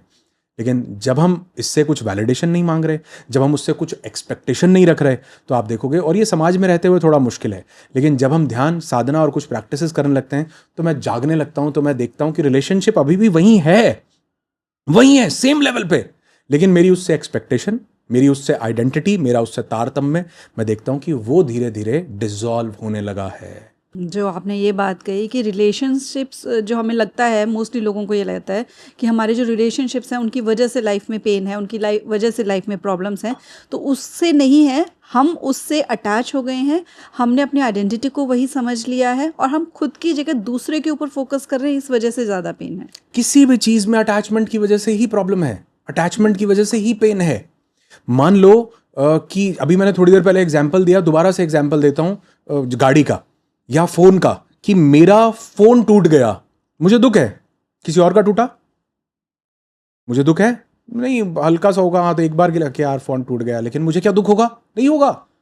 मैं जिस चीज से अटैच्ड हूं, अटैचमेंट दुख का कारण है। रिलेशंस, जगत या कोई समाज, सोसाइटी दुख का कारण नहीं है। मेरी उससे अटैचमेंट कितनी है। और पिछले एपिसोड में हमने ये बात की थी पंच क्लेशों की, जिसमें हमने देखा कि अविद्या, अस्मिता, राग, राग का मतलब ही था अटैचमेंट, ये क्लेश है एक किस्म का। तो जब मैं राग यानी अटैचमेंट से परे जाता हूं तो मैं देखता हूं मुझे कोई दुख ही नहीं है यार। इसका मतलब ये नहीं है कि मैं अब निर्मोही हो गया हूं, मैं नहीं, जब किसी को केयर की जरूरत होती है मैं सबसे पहले आके करता हूं, लेकिन कोई मुझे दुख दे दे ये पॉसिबल नहीं है, क्योंकि मैं उससे उस स्तर पर अटैच्ड नहीं हूं। हाँ, उसको दुख होता है, मैं आता हूं क्योंकि ये मेरी मॉरल ड्यूटी है, मुझे करना चाहिए, मैं सच्चित आनंद हूं, मैं सर्वे भवन्तु सुखिना की बात करता हूं, लेकिन मैं उससे अटैच्ड हूं। वो मुझे दुख नहीं दे सकती है चीज, और साथ ही वो मुझे खुशी भी नहीं दे सकती है, जिस चीज से मैं फ्रीडम प्रैक्टिस कर लिया। अटैचमेंट का उल्टा डिटैचमेंट नहीं, फ्रीडम है, मैं फ्री हूं।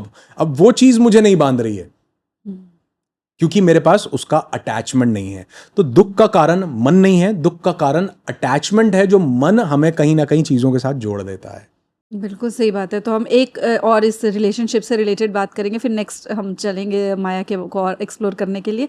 तो रिलेशनशिप्स में जैसे कि आपने बोला कि जितना दुख हमें लगता है कि किसी का पार्टनर कोई टॉक्सिक है या किसी के बच्चे किसी को दुख दे रहे हैं, इसका मतलब कहीं ना कहीं हम उससे जितना ज़्यादा अटैच्ड होते हैं उतना ज़्यादा ही हमें दुख मिल रहा होता है। तो जब कोई किसी से इतना अटैच्ड है कि उसको इतना फ़र्क पड़ रहा है उसका, तो ये लाइफ में रहते हुए ही, समाज में रहते हुए और उस पर्सन के साथ भी रहते हुए, वो अपने आप को अंदर से फ्री कैसे करे उस अटैचमेंट से कि फिर वो जो फ़र्क पड़ रहा है वो बढ़ना बंद हो जाए वो उससे। बहुत अच्छी बात है। इसको मैं ना एक जेनरिक जनरल टर्म्स में समझाने की कोशिश करूंगा ताकि ये हर चीज़ पे अप्लाई हो जाए। इसमें हमको 3 चीज़ें बड़े गहरे स्तर पर देखनी होती हैं। सबसे पहले तो हमारी आई एम स्टेटमेंट्स हमको डेली देखनी होती हैं। जैसे मैं बोलता हूँ I am sad, I am depressed, I am successful, I have this, I have a YouTube channel which has 3 million subscribers, I have. तो ये आई एम स्टेटमेंट जब मैं देखता हूँ ना कि आई एम स्ट्रेस्ड, जब भी मैं आई एम आई हैव की स्टेटमेंट यूज करूं तो मैं जाग करके देखूं क्या वाकई आई एम स्ट्रेस्ड, या स्ट्रेस इज एन इमोशन जो मेरे पास आया है। आई एम सक्सेसफुल, क्या वाकई मैं सक्सेसफुल हूं, या सक्सेस एक इवेंट था जो जिंदगी में। अच्छा, इफ आई एम सक्सेसफुल और अगर कल मैं फेलियर हो जाऊं तो मेरे को फेलियर फिर अपने आप को नहीं बोलना चाहिए क्योंकि मैं तो सक्सेसफुल हो गया। लेकिन उस मोमेंट के लिए मैं सक्सेसफुल फील कर रहा हूं क्योंकि एक इंसिडेंस मेरे साथ हुआ और मैंने उसके साथ अपने आप को जोड़ लिया कि ये मेरा इंसिडेंस है, ये मेरे साथ हुआ है, मेरे लिए हुआ है, मैंने किया है। तो अगर मैं आई एम स्टेटमेंट्स को, आई हैव स्टेटमेंट्स को धीरे धीरे देखने लगूं ना, तो मुझे ये समझ में आने लगता है कि यार हाँ, ये मेरे साथ नहीं हुआ, ये मेरा नहीं है, ये मैं नहीं हूं, ये तो एक इवेंट है, ये तो एक घटना है, ये तो एक थॉट है, ये तो एक सिचुएशन है खाली, और मैं उसका ऑब्जर्वर हूं, मैं उसको ऑब्जर्व कर रहा हूं। दूसरी चीज बड़े गहरे से हमको देखनी होती है कि क्या मैं हर चीज को फ्यूचर में डिपेंडेंट तो नहीं बना रहा हूं, कि कल को इतने पैसे मिल जाएंगे ना तो मैं सेफ फील करूंगा, कल को मुझे सक्सेस मिल जाएगी ना तो मैं वैलिडेटेड फील करूंगा, मैं हैप्पी फील करूंगा, कल को मुझे ये रिलेशनशिप में ये व्यक्ति मिल जाएगा ना तो मैं कंप्लीट फील करूंगा। तो यहां पे प्रॉब्लम, कल को जब जब मैं ये स्टेटमेंट बोलता हूं ना कि कल को मुझे ये मिलेगा तो मैं ऐसा हो जाऊंगा, तो मुझे अंदर झांकने की जरूरत है, ये देखने की जरूरत है कि यार मेरे अंदर का एम्प्टीनेस ट्रिगर हो रहा है क्या। क्योंकि इस सिचुएशन में अगर हम पीछे मुड़ के देखें, हमें कितनी ऐसी चीजें मिल गई लेकिन फिर भी आज मैं हैप्पी, सक्सेसफुल, कंटेम्प्ट, और मैं अंदर से भरा हुआ व्यक्ति, अंदर से जो एम्प्टीनेस का भाव था वो मेरे अंदर से आज भी खत्म नहीं हुआ है। इसीलिए तो हम बोलते हैं कि मैं सक्सेसफुल हो जाऊंगा ना, इतने पैसे मिल जाएंगे तो मैं सक्सेसफुल हो जाऊंगा। लेकिन जब उतने पैसे मिलते हैं फिर मुझे लगता है अब इतने पैसे को मेंटेन भी तो करके रखना है, तभी तो सक्सेसफुल बना रहूंगा, तो ही तो सक्सेसफुल होऊंगा। फिर थोड़े दिन बाद लगता है यार इससे बड़ी सक्सेस जब होगी तभी तो मैं सक्सेसफुल होऊंगा। क्यों? क्योंकि मेरे अंदर का जो एम्प्टीनेस था वो पैसे ने नहीं भरा, वो पैसा भर भी नहीं सकता था, वो गाड़ी ने नहीं भरा, वो बंगले ने नहीं भरा। वो एम्प्टीनेस इसलिए है क्योंकि सेल्फ से डिस्कनेक्शन है। और अगर वो सेल्फ से कनेक्शन एस्टैब्लिश हुआ तो फिर मैं ये स्टेटमेंट कभी नहीं बोलूंगा कि कल को ये मुझे मिलेगा तो मैं सक्सेसफुल, ये रिलेशन में तू मेरे साथ ऐसा करेगा तो मैं कंटेम्प्ट फील करूंगा, या मैं फुलफिल्ड फील करूंगा, या मैं हैप्पी फील करूंगा। फिर वो इंसान उस स्टेट में रहने लगता है जब वो सेल्फ कनेक्शन एस्टैब्लिश करता है। तो पहला I am statements, I have statements. दूसरा, मैं किन चीजों को फ्यूचर पे टालने लग रहा हूं। तीसरी चीज, this is the most beautiful thing, जब आपको स्टिलनेस और एकांत आनंदित करने लगे, जब स्टिलनेस और एकांत आपको परेशान करने लगे और आप बोलो कि मैं बोर हो रहा हूं, मैं क्या करूं, मुझे कोई व्यक्ति चाहिए, मुझे चटर पटर करने के लिए लोग चाहिए, मुझे स्क्रॉल करने के लिए रील चाहिए, मुझे देखने के लिए टीवी चाहिए, मुझे घूमने के लिए जगह चाहिए।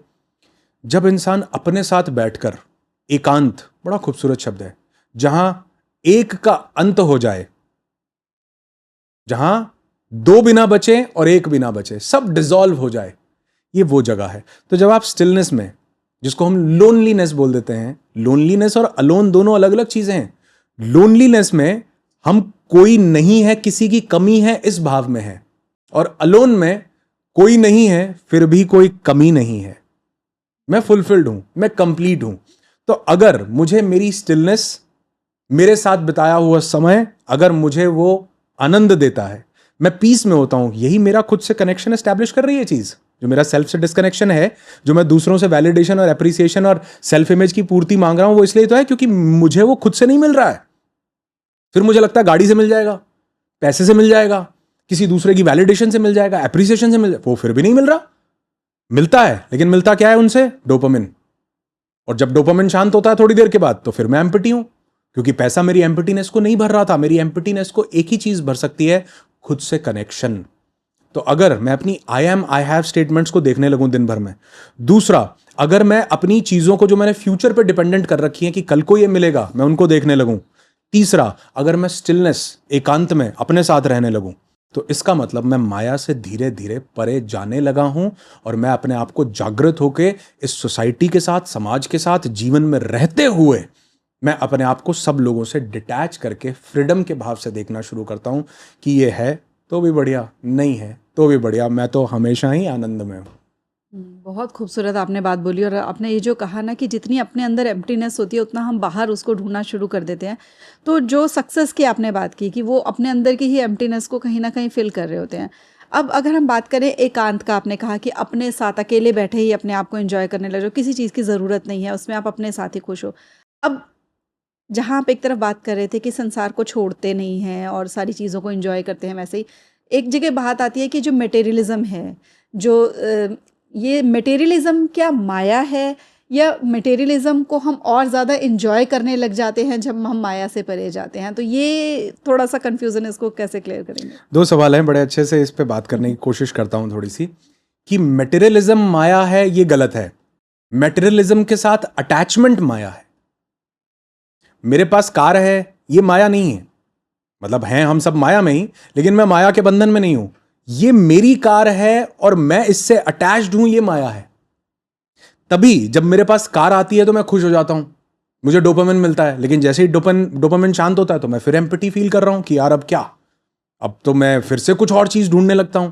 लेकिन जैसे हम लास्ट एपिसोड में भी बात कर रहे थे कि एक जागृत व्यक्ति जो माया से पार जाने के लिए, माया को दूर से देखने के लिए उस यात्रा पर, सफर पर निकल चुका है, वो कार में, मटेरियलिज्म में, चीजों में अपने को आइडेंटिफाई नहीं कर रहा है, उनमें आई डिपॉजिट नहीं कर रहा है, उनके साथ अपने आप को जोड़ करके नहीं देख रहा है।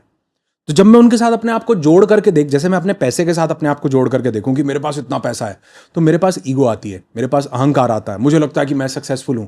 लेकिन पैसा दूसरे केस में अभी भी मेरे पास है, लेकिन उसमें मैं अपने अहंकार को जोड़ करके नहीं देख रहा हूं कि मेरे पास ये एक जीवन का इवेंट है, एक पिक्चर चल रही है, खेल, ये मेरे पास आया है, बहुत बढ़िया, मेरे पास आज इसका पोजेशन है, कल किसी और के पास होगा। तो आप अगर बहुत ध्यान से देखो ना, तो मटेरियलिज्म जो है, मटेरियलिस्टिक चीजें जो हैं, ये माया नहीं है। इनके साथ अटैच्ड हो जाना, इनसे सुख और दुख मिलने लगना, ये माया है। तो अगर मेरे पास कार आ गई तो मैं सुखी हो जाता हूं, मेरे से कार छिन गई, भोलेनाथ की लंका मिली, तो वो सुखी नहीं है। क्योंकि जब उनसे लंका छिनती है तो वो दुखी भी नहीं है, वो तो मिलने और न मिलने दोनों स्थिति में ही आनंद के भाव में है। वो तो कह रहे हैं मिल रही है तो भी ठीक था, नहीं मिल रही तो भी ठीक है। तो वो उससे अपने आप को आइडेंटिफाई करना बंद कर देते हैं। तो मटेरियलिज्म में जिस दिन हम उसके साथ अपने आप को जोड़ने लग जाते हैं, उसके साथ अपने सुख और दुख को जोड़ने लग जाते हैं, जिस दिन हम उससे मिलने वाले प्लेजर को ही आनंद समझने लगते, प्लेजर आनंद नहीं है, प्लेजर तो डोपामिन है, वो आनंद नहीं है। मैं एक अच्छे मैट्रेस पे सोया, एक अच्छा मैट्रेस लिया मैंने 20-50 हजार का, मैं उस पे सोया, मुझे प्लेजर मिला। लेकिन अगर मुझे नींद ही नहीं आ रही है तो अच्छा मैट्रेस मुझे नींद नहीं दे सकता, वो मुझे प्लेजर नहीं दे सकता। अगर मैं अंदर से ही परिपूर्ण हूं और मुझे बढ़िया नींद आ रही है तो अच्छा मैट्रेस मुझे अच्छी नींद दे पाएगा। लेकिन वहीं अगर अच्छा मैट्रेस नहीं है और मैं यूं लेटता हूं और यूं सो जाता हूं, जैसे मतलब it happens with you all the time, कि मुझे अच्छा मैट्रेस हो ना अच्छा मैट्रेस हो, मुझे तो यूं नींद आती है। तो क्या अच्छा मैट्रेस मेरे लिए सुख या दुख का कारण बनता है? नहीं, वो मेरे लिए प्लेजर का कारण बनता है कि मुझे थोड़ा सपोर्ट मिल रहा है। लेकिन वो 2 सेकंड में जो व्यक्ति सो जाता है, सोने के बाद वो कहाँ है बैकुंठ में उसको खुद भी नहीं पता, ढोल बज रहे हैं, नगाड़े बज रहे हैं, लेकिन वो सो रहा है, वो आनंद में है। तो वो क्या मैट्रेस उसको क्या दे रहा है? अपने अंदर की संपूर्णता जब है तो वो उसको परिपूर्णता का भाव देती है। ठीक इसी तरह मटेरियलिज्म है तब भी ठीक है, नहीं है तब भी ठीक है, क्योंकि मटेरियलिज्म होने से मुझे कुछ प्राप्त हो गया ऐसा नहीं है। और जब हम ये डिटैच्ड हो जाते हैं ना, अब क्वेश्चन के सेकंड पार्ट पर आता हूं, जब हम ये डिटैच्ड हो जाते हैं ना कि मटेरियलिज्म मुझे सुख या दुख नहीं दे सकता, मैं काम तो भी कर रहा हूं लेकिन मैं डिटैच्ड होकर कर रहा हूं। और जो व्यक्ति किसी भी आउटकम से डिटैच्ड होकर काम करता है वो जल्दी पहुंचता है, क्योंकि जब मैं आउटकम से अटैच्ड हूं तो चिंता और तनाव मुझे घेरे रखते हैं। मान लो मेरा एक गोल है कि मैं 100 करोड़ रुपए कमाना चाहता हूं। अब अगर मेरा ये गोल है और मैं ये पाना चाहता हूं तो चाहत में 3 चीजें आ जाती हैं, हमने लॉ ऑफ अट्रैक्शन में भी बात की थी। 3 चीजें आ जाती हैं। एक, डाउट, 100 करोड़ मिले नहीं मिले तो क्या होगा। दूसरा, भय, अगर नहीं मिले तो जीवन बड़ा खराब हो जाएगा। तीसरा डेस्परेशन, जल्दी से मिले। अब जो इंसान आउटकम से अटैच्ड ही नहीं है, उसके पास ना डाउट है, मिले मिले, नहीं मिले ना मिले, तो वो अपने काम को बिना चिंता और बिना तनाव के कर सकता है। वो अपने काम में ही आनंदित है। जैसे मैं अपने काम में, जैसे हम ये पॉडकास्ट कर रहे हैं, इस पे क्या व्यू आए, क्या आया, क्या मतलब गया चला नहीं, कुछ हम किसी चीज से डिटैच्ड हैं, तो हम इसकी समग्रता में इसको आनंदित होकर के करेंगे। लेकिन अगर मैं इस चीज से अटैच हूं कि यार ये बात करूंगा तो पॉडकास्ट में लोग ज्यादा देखेंगे, आप सोचोगे कि यार ये क्वेश्चन पूछूंगी तो लोग ज्यादा लाइक करेंगे, तो मैं चिंता में हूं, और चिंता में कोई भी किया गया काम कभी वैसा फल नहीं देता जो आनंद में किया गया काम फल देता है।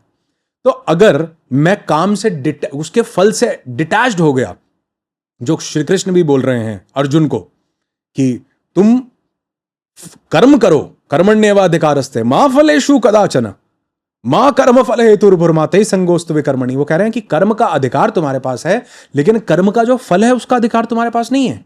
और आम जिंदगी में जब मैं मटेरियलिज्म में काम कर रहा हूं और अगर मैं उसके फल से अटैच्ड हो जाऊं, तो मतलब मैं चिंता, तनाव, डेस्परेशन, डाउट और फियर में आ जाऊंगा। और ये सब चीजें जब मेरे पास आएंगी तो मेरा काम कैसा निकलेगा? एक बीज को आपने बो दिया, लेकिन एक बीज को आप निकाल के बार बार चेक कर रहे हो तो उसमें कितना फल आएगा। वहीं एक बीज को आप फल की बिना चिंता किए आपने बो दिया। अरे कितने बीज ऐसे जंगलों में बो दिए जाते हैं जिनको कोई देख भी नहीं रहा, जिनकी कोई पालन पोषण भी नहीं कर रहा, लेकिन प्रकृति अपने आप ही उनको इतने ऊंचे ऊंचे पेड़ों में तब्दील कर देती है। क्यों कर देती है? क्योंकि वो अपने स्वभाव से खुद ही किसी चीज से अटैच्ड और डिटैच्ड नहीं है। तो जब हम किसी चीज से अटैच्ड होते हैं तो हमको चिंता आती है, हमको तनाव आता है। लेकिन अगर मैं उसके फल से अटैच्ड नहीं हूं तो मैं स्वतंत्रता से, संपूर्णता से रिलैक्स होकर उसके काम को कर सकता हूं। तो इसीलिए मैं लोगों को भी यही बोलता हूं कि मटेरियलिज्म के साथ जुड़ना माया नहीं है, उसके साथ आइडेंटिफाई अपने आप को कर लेना कि ये है तो मैं सुखी हूं, ये नहीं है तो मैं दुखी हूं, ये माया है। और एक जागृत व्यक्ति जो साधना करता है, जो ध्यान करता है, जब वो माया के परे जाता है तो वो कहता है तो भी बढ़िया, नहीं है तो भी बढ़िया, क्योंकि ये चीज मुझे सुखी या दुखी नहीं कर सकती है। वो तो मेरा अपना अंतर्मन का स्वभाव है जो मेरे अंदर से आता है।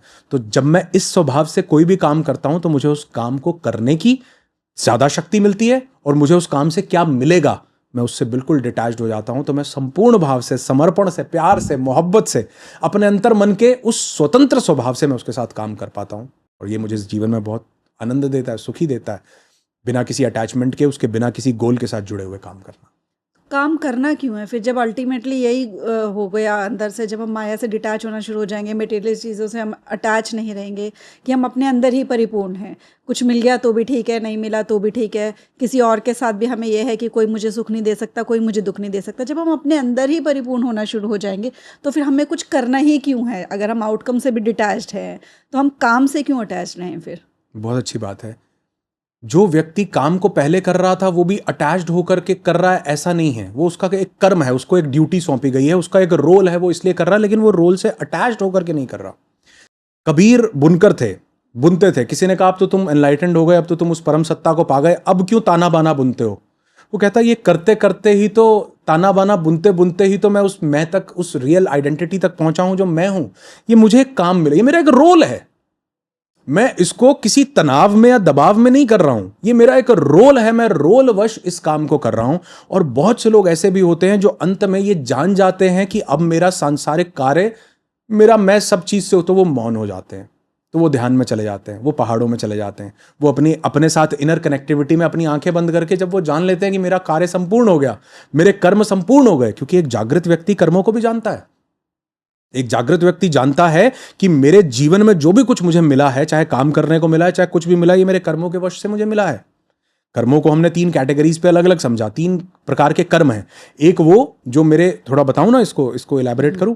एक वो जो मेरे संचित कर्म है, एक वो जो मेरा प्रारब्ध है, प्रारब्ध कर्म है, और एक वो जो मेरे क्रियामान कर्म है। संचित कर्म को समझो, संचित कर्म मेरा बैंक बैलेंस है जो मैंने इकट्ठे किए हुए हैं। मान लो मेरा बैंक बैलेंस है 100 रुपए, एग्जाम्पल। प्रारब्ध कर्म वो हैं जो मेरा इस जन्म में मुझे मिलेंगे उस 100 में से।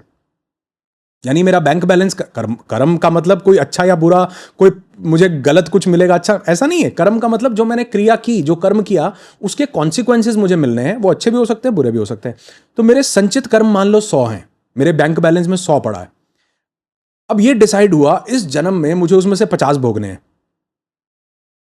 मेरे सोल कॉन्ट्रैक्ट के बेसिस पे कि अब इस जन्म में तुम मुझे मिलोगे, ये मुझे मिलेंगे, ये मुझे मिलेगा, ये मुझे मिलेगा, तो मेरे ये 50 कर्म इस जन्म में सेटल होने हैं, तो 100 में से 50 निकाल लिए, वो मेरा प्रारब्ध कर्म है। मैं आज जो भी कर रहा हूं ये मेरा क्रियामान कर्म है, यानी वो जो मेरा बैंक बैलेंस संचित कर्म है उसमें मैं कुछ क्रिया करके फिर से कुछ डिपॉजिट करता हूं।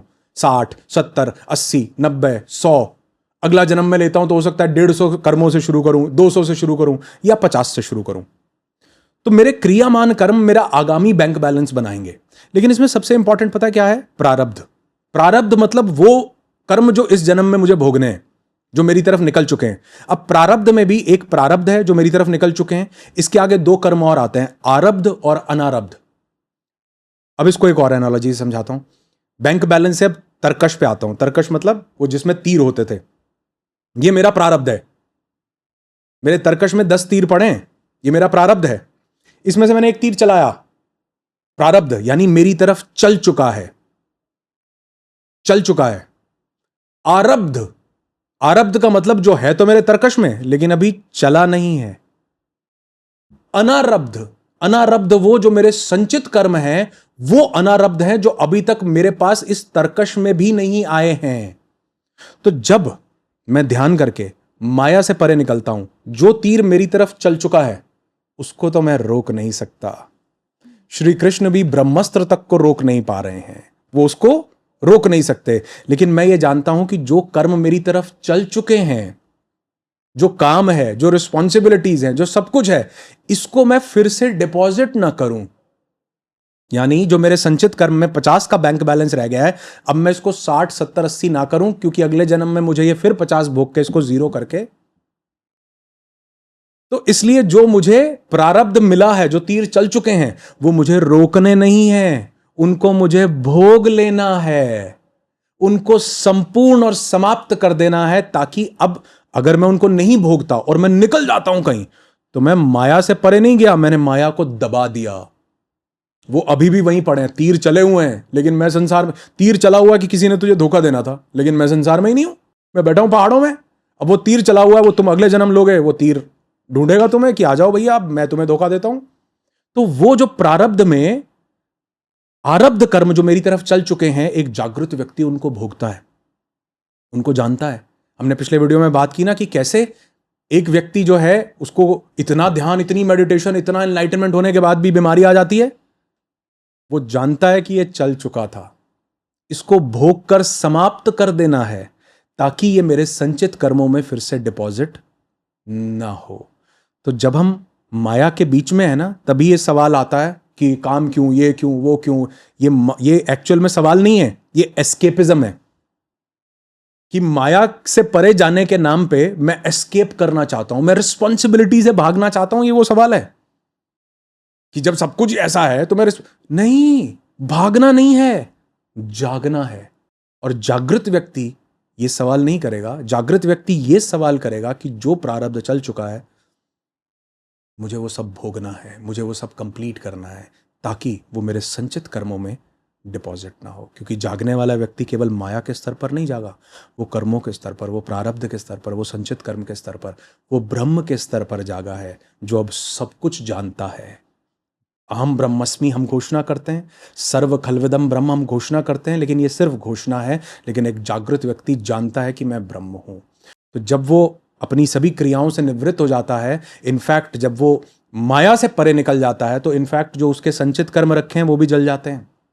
जो उसके यहां प्रारब्ध रखे हैं, जो आरब्ध में पड़े हैं, अभी अनारब्ध में पड़े हैं, अभी चले नहीं, वो भी जल जाते हैं।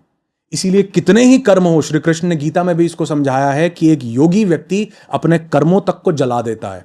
ये ठीक वैसा ही एग्जाम्पल है जैसे एक बीज उस अकाउंट में पड़ा हुआ है, अगले जन्म में बीज बोऊंगा तो मुझे कुछ फल मिलेगा, इस जन्म में बीज बोऊंगा तो मुझे कुछ फल मिलेगा। लेकिन श्री कृष्ण समझाते हैं कि अगर उन बीजों को भून दिया जाए, उसके अंदर का जो पोटेंशियल था वो खत्म हो गया। बीज अभी भी रखे हैं, लेकिन उनको धारण करने के लिए जो शरीर मिलना था वो अब नहीं रखा, क्योंकि उसके अंदर जो बीज रूप में बोने के बाद जो पेड़ निकलना था वो पोटेंशियल अब खत्म हो गया है। तो एक व्यक्ति जो चेतना के स्तर पर अपने आप को ऊपर उठाता है, माया से पार निकलता है, उसके बीज भून दिए जाते हैं। बीज अभी भी रखे हैं, लेकिन अब वो किसी काम के नहीं है, क्योंकि अब दोबारा शरीर प्राप्त नहीं होना तो शरीर ही कर्मों को भोग सकता है। इसलिए वो जानता है कि जो प्रारब्ध में आरब्ध में मेरी तरफ चल चुके हैं, इन सबको संपूर्ण किया जाए ताकि ये दोबारा से नया कर्म ना बांधें। इनको खत्म करके मैं इस संसार से परे निकल जाऊं। आपने तो बहुत अच्छी है कि ये बात बोली कि जो कर्म है, आपने कहा कि वो दाने भून दिए जाते हैं, जबकि हमने अब तक यही सुना है कि भी जो बोया है मतलब वो काटना ही पड़ेगा, जो आपके कर्म है। तो ये थोड़ा सा मतलब इसको और अगर आप डिफाइन करें कि कैसे ऐसा होगा कि जो हमारे अर्जित कर्म भी हैं और हम उनको भूने कैसे दानों को, कि कैसा ऐसा हो कि हम उसके कर्म से ऊपर उठ सकें। बहुत अच्छा सवाल है। अब यहाँ पे देखो, मैंने बीच में एक बात बोली थी कि माया से भागना नहीं है, माया से पार निकलना है। माया से पार निकलने के लिए क्या करना है? मन, बुद्धि, अहंकार, चित्त और शरीर की अवस्था से पार निकल जाऊं। क्योंकि माया ने मुझे अंतःकरण दिया जिसमें 4 चीजें आती हैं, मन, बुद्धि, अहंकार और चित्त, और मुझे ये शरीर दिया, जिसके कारण हर चीज की आइडेंटिफिकेशन मेरे साथ जुड़ गई। मुझे दर्द होता है तो लगता है मुझे दर्द हो रहा है, जबकि मैं ये कभी नहीं कहता हूं कि मेरे शरीर में दर्द हो रहा है, मैं कहता हूं मुझे दर्द हो रहा है। बीमारी आई तो मैं ये कभी नहीं कहता हूं कि मेरे पैनक्रियाज में बीमारी आई, मैं कहता हूं मैं बीमार हूं। मैंने अपनी आपकी आइडेंटिटी को उसके साथ जोड़ लिया हुआ है। तो जब मैं माया से परे निकलता हूं तो मैं मन, बुद्धि, अहंकार, चित्त और शरीर से परे निकल जाता हूं। और जो भी कुछ भोगता है वो मन, बुद्धि, अहंकार, चित्त और शरीर के कारण ही भोगता है व्यक्ति। लेकिन जब वो उससे परे है, जब वो उससे दूर निकल गया, तो जो व्यक्ति मन, बुद्धि, अहंकार, चित्त और शरीर के बंधन में है, उस व्यक्ति के सारे तीर उसकी तरफ चलेंगे। कर्मों को भोगना ही पड़ेगा 100%। वो अगले अभी भी मैं जो कर रहा हूं ये क्रियामान कर्म है, इसका मेरे खाते में जुड़ा जा रहा है सब कुछ। अगले जन्म में उसका परम्यूटेशन कॉम्बिनेशन बनेगा, संयोग बनेगा। किसी ने मुझे धोखा देना होगा, उसका जन्म भी अगली बार यहां पे होगा, वो मेरे को ऐसा करेगा, तो वो परम्यूटेशन कॉम्बिनेशन के हिसाब से मुझे हर जन्म में थोड़ा थोड़ा मिलता रहेगा। लेकिन अगर मैं माया से परे निकल गया तो इसका मतलब अब वो बीज मेरे लिए भून दिए गए, अब वो बीज मेरा कुछ कर ही नहीं सकते, क्योंकि मैं इस जन्म में ही माया से बाहर हूं। मेरा ये रियलाइजेशन कि मैं ये शरीर नहीं हूं, मेरा ये रियलाइजेशन कि मैं ये मन नहीं हूं, धोखा किसने देना था?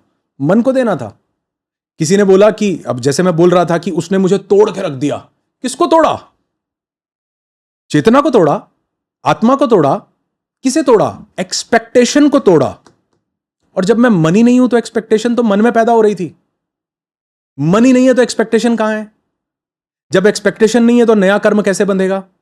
मान लो तुमने मेरे साथ कुछ बुरा किया, बुरा करने के बाद मैं कहता हूं ठीक है कोई बात नहीं, तुमने मेरी तरफ एक बॉल फेंकी, मैंने वापस तुम्हारी तरफ, तुमने मेरे साथ, मैं भी, तो मैंने नया कर्म बांध दिया। अब अगली बार फिर तुम्हारी मेरी तरफ वो बॉल फेंकोगे, फिर मैं तुम्हारी तरफ वो बॉल फेंकूंगा।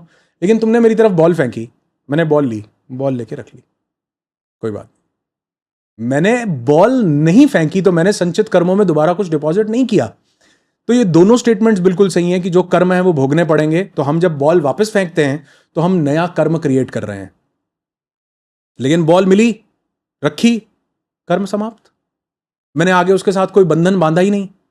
इसीलिए शायद लोग सब छोड़ छाड़ के जंगलों में निकल जाते थे, उनको लगता था कि नए बंधन नहीं बनेंगे, नए कर्म नहीं बंधेंगे, और वो ध्यान करेंगे, वो क्रिया के मार्ग पर चलेंगे, वो साधना के मार्ग पर चलेंगे, तो वो एक समय पर मन, बुद्धि, अहंकार, शरीर नहीं रहेंगे, तो वो जो भी कुछ संचित कर्म पड़े हुए हैं वो सब बर्न हो जाएंगे।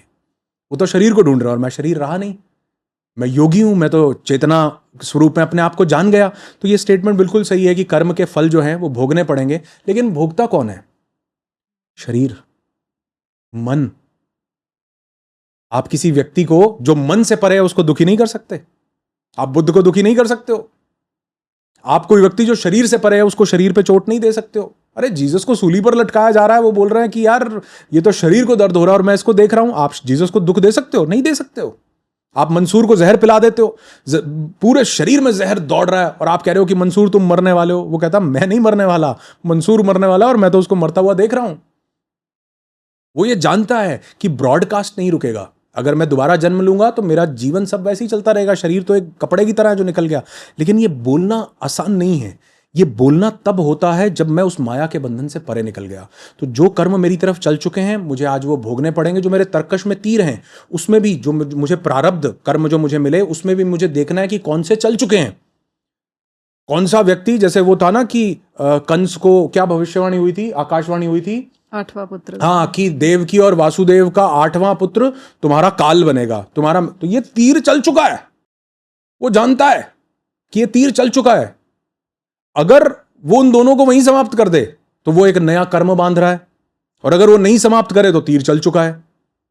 तो दोनों ही केस में वो जानता है कि मैं अगला कर्म भी बांधूंगा और मैं इसको रोकूंगा तो भी ये कभी ना कभी किसी जन्म में मेरे साथ ये बुरा करेगा ही करेगा। तो इसका मतलब जब मैं जागता हूं और जाग करके मैं ध्यान की ऐसी अवस्था में पहुंचता हूं जहां मैं मन, बुद्धि, अहंकार, चित्त और शरीर से परे हूं, तो उस समय पर कर्म आपकी चेतना को नहीं ढूंढ रहे हैं। चेतना को कुछ नहीं भोगना है, आत्मा को कुछ नहीं भोगना है, उसको शरीर का रूप धारण करना है और फिर उसको जीवन में जो भी भोगना है वो भोगना है। और ये भोगना दो अलग अलग स्तर पर है। एक सोए हुए व्यक्ति के लिए माया जेल है, एक जागे हुए व्यक्ति के लिए माया स्कूल है। तो जब एक सोया हुआ व्यक्ति है वो कहता है कि बड़ी दुख है, बड़ी पीड़ा है, एक जागा हुआ व्यक्ति कहता है दुख है लेकिन ये दुख मुझे भोगना था, ये मेरे जीवन में आना था, क्योंकि मुझे यहीं से कुछ कर्मों को कटने का लर्निंग मिलनी थी, लेसन मिलना था जो मुझे यहाँ से मिलेगा। तो कर्म तब समाप्त हो जाते हैं जब हम अहंकार, मन, बुद्धि, शरीर से परे निकल जाते हैं। तो वो हमारा मन हमारे पास है नहीं, बुद्धि हमारे मतलब मन है नहीं, इसका ये मतलब नहीं मन समाप्त हो जाता है। मन अब हमें अटैचमेंट नहीं देता, मुझे आसक्तियों में नहीं जोड़ता, मुझे बंधन में नहीं बांधता, मुझे वैलिडेशन और एप्रिसिएशन से कुछ फर्क नहीं पड़ता, तो मैं उससे पार निकल गया। अब कौन मुझे दुखी करेगा? वही शिव जी वाली बात, जो बैठा है धरती पे उसे नीचे कौन गिराएगा? क्या आप शिव को दुखी कर लेंगे? नहीं कर सकते। वो कहते हैं भाई लंका ले जानी ले जाओ, कोई दिक्कत नहीं, थी तब भी मैं ऐसा ही था, नहीं थी तब भी मैं ऐसा ही था। तो हम उससे पार निकल जाते हैं। बहुत अच्छे से आपने डिटेल में समझाया है कर्मों का। तो एक चीज़ जो मैं समझ पा रही थी अब कि जो आपने कहा कि जो माया है उसको दो स्तर पे हम लोग देखते हैं। एक तो वो स्कूल है, एक तरफ वो जेल है। और हम लोग हमारी लाइफ में हमें कुछ एक रोल्स हैं जो निभाने ही निभाने होते हैं। अब हम उस रोल को किस तरीके से निभा रहे हैं उस पर डिपेंड करता है कि हमारे कैसे आगे कर्म अर्जित। और जो माया है वो स्कूल है। स्कूल के उसमें यह है कि जब हम माया से परे जाकर उन रोल को किस तरीके से निभा रहे हैं, उनसे डिटैच होकर, आइडेंटिटी से डिटैच होकर हम किस तरीके से फेस कर रहे हैं सिचुएशंस को, उस पर डिपेंड करता है कि हमारी आगे जो हमारा जो लेवल है कि हम कितने शांत रहेंगे अंदर से, कैसा हम अपनी लाइफ को जिएंगे। और वहीं अगर हम उसको पनिशमेंट समझते हैं तो जो भी हमारे रोल्स हैं, जो भी चीज़ें हमने फेस करनी है इस लाइफ में, जैसे ही वो हमारे पास आती है वो हमको डगमगाती रहती है कि कोई दुख दे गया, अब हमको यहाँ दर्द हो गया, यहाँ ये नुकसान हो गया, तो वो ये मुझे हो गया, यही वो माया का पर्दा होता है जिसकी वजह से हम उससे पार नहीं जा रहे होते और वो हर एक चीज़ हमको इनर लेवल पर हिला रही होती है। तो इसी को फिर वो जेल समझ लेते हैं। हम उससे डिटैच होकर जब उसको स्कूल की तरह समझे कि अब हमने उनसे कैसे डील करना है ताकि हम अपने उस लेवल से आगे चल सकें और चेतना को ऊपर उठा सकें, ताकि वो जो हमारे अर्जित कर्म भी है फिर जब वो हमारे ऊपर आएंगे भी तो उनका वो फर्क नहीं पड़ेगा, हम उस लेवल पर ग्रो कर चुके होंगे। You have compiled it so beautifully. बिल्कुल यही, अगर हम इस पूरे क्रक्स को समझें तो बिल्कुल यही चीज़ है। और सबसे बड़ा बंधन जो है वो केवल अटैचमेंट का है, वो माया का नहीं है। माया बुरी नहीं है, माया तो हमारे लिए ट्रैप भी बन सकती है और माया हमारे लिए एनलाइटनमेंट का एक टूल भी बन सकती है। अगर आप देखो तो मैं एक चीज़ बोलूँ कि क्या सिगरेट आपकी जीवन में कोई दिक्कत दे रही है? शराब आपके जीवन में कोई दिक्कत दे रही है? नहीं दे रही। क्या शराब है नहीं जगत में? क्या सिगरेट है नहीं जगत में? क्या और गलत चीज़ें हैं नहीं जगत में? क्या वो तुमको कोई दिक्कत दे रही है? नहीं दे रही। किसको दे रही है? जो उसके साथ अटैच्ड है। माया क्या जगत में नहीं है? माया जगत में है। किसको दिक्कत दे रही है? जो अटैचमेंट को नहीं समझ पा रहा है, जो उसके साथ जुड़ गया है, जो अपने आप को वही समझने लग गया है। तो अगर मैं थोड़ा सा ध्यान, थोड़ी सी साधना, थोड़ा सा ये आई एम क्वेश्चनिंग की आई एम सक्सेस, क्या वाकई मैं सक्सेसफुल हूँ या ये एक इवेंट है? जब मैं फ्यूचर पर चीज़ों को टालना छोड़ देता हूँ कि यार कल को ये होगा तो मैं सक्सेसफुल नहीं, मैं अपने आप के साथ जब अकेला बैठ के मैं अपने आप के साथ भी आनंदित हूँ। और ये कब हो सकता है? एक ही स्थिति में हो सकता है, जब मैं ध्यान, मैं साधना में, मैं अपने आप के साथ अंदर उतरने की उस प्रक्रिया, नो दाई सेल्फ, खुद को जानने की प्रक्रिया में जब मैं आगे बढ़ता हूँ। और देखो हमारे पास रिट्रीट में कितने ऐसे लोग आते हैं जो ये बात बोलते हैं कि सर मेरे जीवन को देखने का पर्सपेक्टिव बदल गया जब यहाँ आकर के 6 दिन मैंने ध्यान किया। मुझे अब कई लोग, हमें ग्रुप्स बने होते हैं उसमें कई लोग मैसेज कर रहे होते हैं कि सर मेरी बीमारी ठीक होने लगी, मैं लोगों से अब उतना प्रभावित नहीं होता हूं, मेरे जीवन में सब कुछ बढ़िया, मैं पैसे बढ़िया कमाने लगा। कितने लोग ऐसे आके बोलते हैं। क्यों बोलते हैं? क्योंकि अब वो अटैच्ड जो था किसी चीज के साथ, अब वो अटैचमेंट टूटने लगा है। और जहां अटैचमेंट टूटेगा वहां आप सच्चिदानंद के उस स्वभाव में धीरे धीरे आने लगेंगे। लेकिन ये एक कोई स्पॉन्टेनियस एक्शन नहीं है, ये एक सतत प्रक्रिया है। जो धीरे धीरे धीरे धीरे धीरे धीरे आपको इस माया के जो माया जाल है उससे बाहर निकल के आपको दिखाएगी कि माया ये तुम्हारे साथ कर रही थी, तुम्हें इससे बाहर निकलना है। तो मुझे लगता है अगर कोई इंसान इस प्रक्रिया को समझे, नो दाई सेल्फ, खुद को जानने की प्रक्रिया में उतरे और अपने आप से वो जो डिस्कनेक्शन है, वो जो एम्प्टीनेस है, वो जो वैलिडेशन, वो सब चीज़ जो हम बाहर ढूंढ रहे हैं, जब वो खुद से मिलने लगती है तो धीरे धीरे चीज़ों से, तादात्म्य चीज़ों से जो है अटैचमेंट, वो धीरे धीरे टूटने लगता है और वो अटैचमेंट ही कारण बनता है। महर्षि पतंजलि बहुत अच्छा एक कोट देते हैं कि मनैव मनुष्यानाम कारणम बंधन मोक्षयो। गीता में भी यही सेम बात की गई कि मन ही मोक्ष का भी कारण है और बंधन का भी कारण है। वो मन को एक्चुअली जो बोल रहे हैं वो माया के स्तर पर ही बोल रहे हैं कि माया का होना ही मोक्ष का कारण भी बन सकता है और माया का होना ही बंधन का कारण भी बन सकता है। फर्क सिर्फ इतना है कि आप अपनी आइडेंटिटी को उससे डिटैच करके अपने सेल्फ फुलफिलमेंट के साथ, अपने सेल्फ कनेक्शन के साथ जब आप अपने अंदर उतरते हो, नो दाई सेल्फ की प्रक्रिया में जाते हो, तो आपका जीवन बड़ा खूबसूरत हो जाता है। आप कहते हो जो दे उसका भी भला, जो ना दे उसका भी भला। मैं तो आनंद के भाव में पहले भी था, मैं तो पहले भी यहाँ बैठता था नीचे, लंका छिन गई तो फिर यहाँ बैठा हूँ नीचे, मुझे क्या दुखी करेगा? कोई दुखी नहीं करेगा। तो ऐसा व्यक्ति जीवन को उसकी समग्रता में जीता है, आनंदित होकर के जीता है, क्योंकि वो आनंदित है। वाकई में आप जो बातें कर रहे थे कि जब हम चेतना के स्तर को उठाते हैं तो हमने देखा है, मैं तो खुद देखा है कि रिट्रीट में पैसे से रिलेटेड भी हमने, क्योंकि अभी आप बात कर रहे थे तो कि कैसे लोगों के पैसों के रिलेटेड भी बहुत पुराना अटका हुआ पैसा निकल आया, कहीं एकदम से प्रॉफिट हो गया और ध्यान में बैठने के बाद ही एकदम से हो जाता है, जो वाकई में ऐसा लगता है कि मिरेकल ही हो गया है।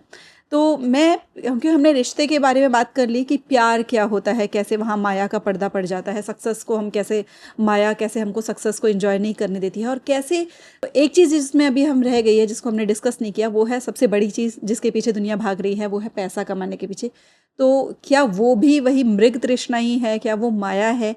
ये जानने से पहले मैं एक आपसे बात जानना चाहती हूँ कि क्योंकि नो दाई सेल्फ के बारे में बहुत सारे कमेंट्स आते हैं और लोग जानना चाहते हैं कि अगर हमने नो दाई सेल्फ में आना है, वहाँ बैठकर वो ध्यान की प्रक्रियाएं करना चाहता है, वो जानना चाहता है 6 दिन पूरे आकर, तो वो कैसे जुड़े? मतलब कोई ऐसा नंबर है या कोई ऐसा लिंक है जहाँ से कि वो कॉन्टैक्ट कर सकते हैं? हाँ, अगर किसी को इसके बारे में जानना है तो हमारे तो हर रिट्रीट की, हर जितने भी हमारे कोर्सेज हैं उन सब की इन्फॉर्मेशन हमारी ऑफिशियल वेबसाइट जो है www.anuragrishi.com, उस पर भी अवेलेबल रहती है।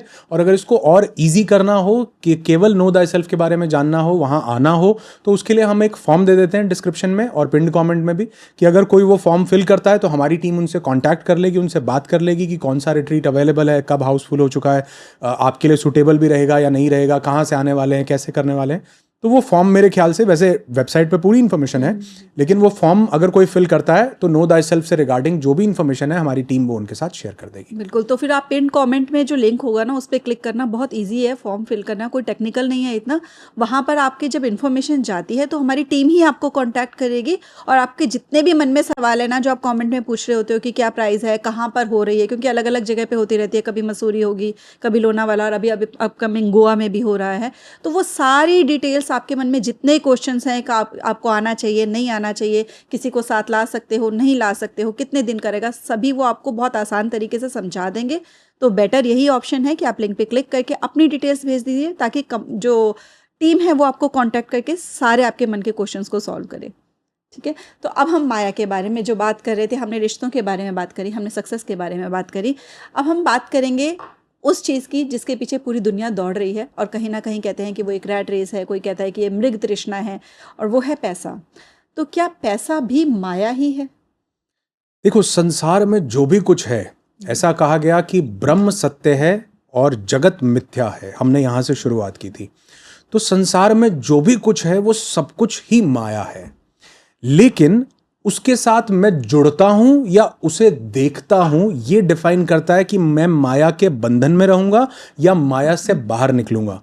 जैसे हमने स्टार्टिंग में एक बात की, जिससे हमने इस सारे पॉडकास्ट की शुरुआत की थी, कि लोग अक्सर बोल देते हैं सब मोह माया है। हम बोलते हैं ना सब मोह माया है। तो अगर हम इसको थोड़ा सा संधि विच्छेद करके देखें और मोह के बाद हम कॉमा लगाएं, तो हमें समझ में आएगा कि सब मोह माया है। तो पैसा मेरे लिए, अगर मैं उसके लिए मोह रखता हूं, तो वो माया है। अगर मैं मोह नहीं रखता और वो मेरे जीवन में स्वतः ही प्रवाहित हो रहा है तो मैं माया के जाल से बाहर हूं, क्योंकि जिस चीज के भी प्रति मैं मोह रखूंगा उससे मैं अटैच्ड हो जाऊंगा। वो चीज मुझे सुख या दुख का अनुभव दे सकेगी, वो मुझे अच्छा या बुरा फील करवा सकेगी, वो मुझे सक्सेसफुल या फेलियर का भाव दे सकेगी। लेकिन जिसके प्रति मेरा मोह ही नहीं है, जिसके प्रति मैं अटैच्ड ही नहीं हूं, वो चीज मुझे अच्छा या बुरा, सुख या दुख, फेलियर या सक्सेस का भाव नहीं दे सकती। तो पैसा माया है ये कह देना भी गलत है, और पैसे से पार चले जाना, माया से पार चले जाना है, ये भी गलत है, क्योंकि ये कहना भी माया है कि पैसा माया है। पैसा माया नहीं है। जीवन में जो सब कुछ है सब माया भी है, लेकिन उससे अटैचमेंट आपको माया के बंधन में बांधता है। उससे पार निकल जाने से आप माया से पार निकल जाते हो, आप पैसे से पार निकल जाते हो। और मैंने ऐसा अपने जीवन में भी और बहुत से लोगों के जीवन में भी देखा है, जिनके पास सब कुछ है भी लेकिन वो उससे जुड़े हुए नहीं है। तो जब वो उससे जुड़े हुए नहीं है तो उनका खुशी गम, उनका सक्सेस फेलियर उस चीज पे डिपेंडेंट नहीं है। वो उस चीज से आनंदित हो जाएंगे ऐसा नहीं है। और जब ऐसा नहीं है तो वो चीजें उनके जीवन में ज्यादा प्रवाहित होने लगती हैं। क्योंकि मैंने ऐसा लास्ट वीडियो में भी बात की थी कि ब्रह्मांड भरे हुए को भरता है, खाली को नहीं भरता है। जो भरा हुआ है ऑलरेडी उसी को और भरा जाएगा। तो जब मैं अंदर से परिपूर्ण हूं, संपूर्ण हूं, तो हर एक चीज जिसके प्रति भी मैं जीवन में कार्य कर रहा हूं, कर्म कर रहा हूं, वो सब चीज मुझे भरने का ही काम करेगी। तो पैसा जरूर माया है तब जब मैं पैसे से अटैच्ड हूं, जब मुझे इतना चाहिए, मैं ये कमा रहा हूं, इसके बिना मैं सक्सेसफुल नहीं होऊंगा, ये मुझे मिलना ही चाहिए। जब मैं ये चाहने वाला जो भाव जब मैं अब तक अपने अंदर रखता हूं, लेकिन जब मैं करने वाला भाव रखता हूं कि मुझे ये काम करना है, पैसा स्वतः ही आता है। मैं उससे अटैच नहीं हूं कि इतना मिलेगा या उतना मिलेगा, या इतना गोल बनाऊं, या 100 करोड़ का एक बिल लिखूं, या 10 करोड़ का एक चेक लिखूं। मैं तो अपने काम में अपना पूरा ध्यान, मस्ती से अपने काम को एंजॉय कर रहा हूं। तो पैसा मेरे लिए उस माया का बंधन नहीं रहता है। फिर वो मुझे मिलता है मैं तो भी आनंदित हूं, वो मुझे नहीं मिलता है तो भी आनंदित हूं। और जब इंसान को पैसा मिलता है और वो माया से परे है तो वो सेवा कर पाता है, तो वो उसको अच्छे से एंजॉय कर पाता है। लेकिन जब इंसान माया के बंधन में और उसको पैसा मिलता है तो वो डर में आता है कि छिन गया तो क्या होगा, मेरे से पैसा लुट गया तो क्या होगा, कल को मेरे पास पैसा नहीं रहा तो क्या होगा, कल को मेरे पास पैसा नहीं आया तो क्या होगा। तो वो भयभीत है, और भय माया का ही एक परिणाम है।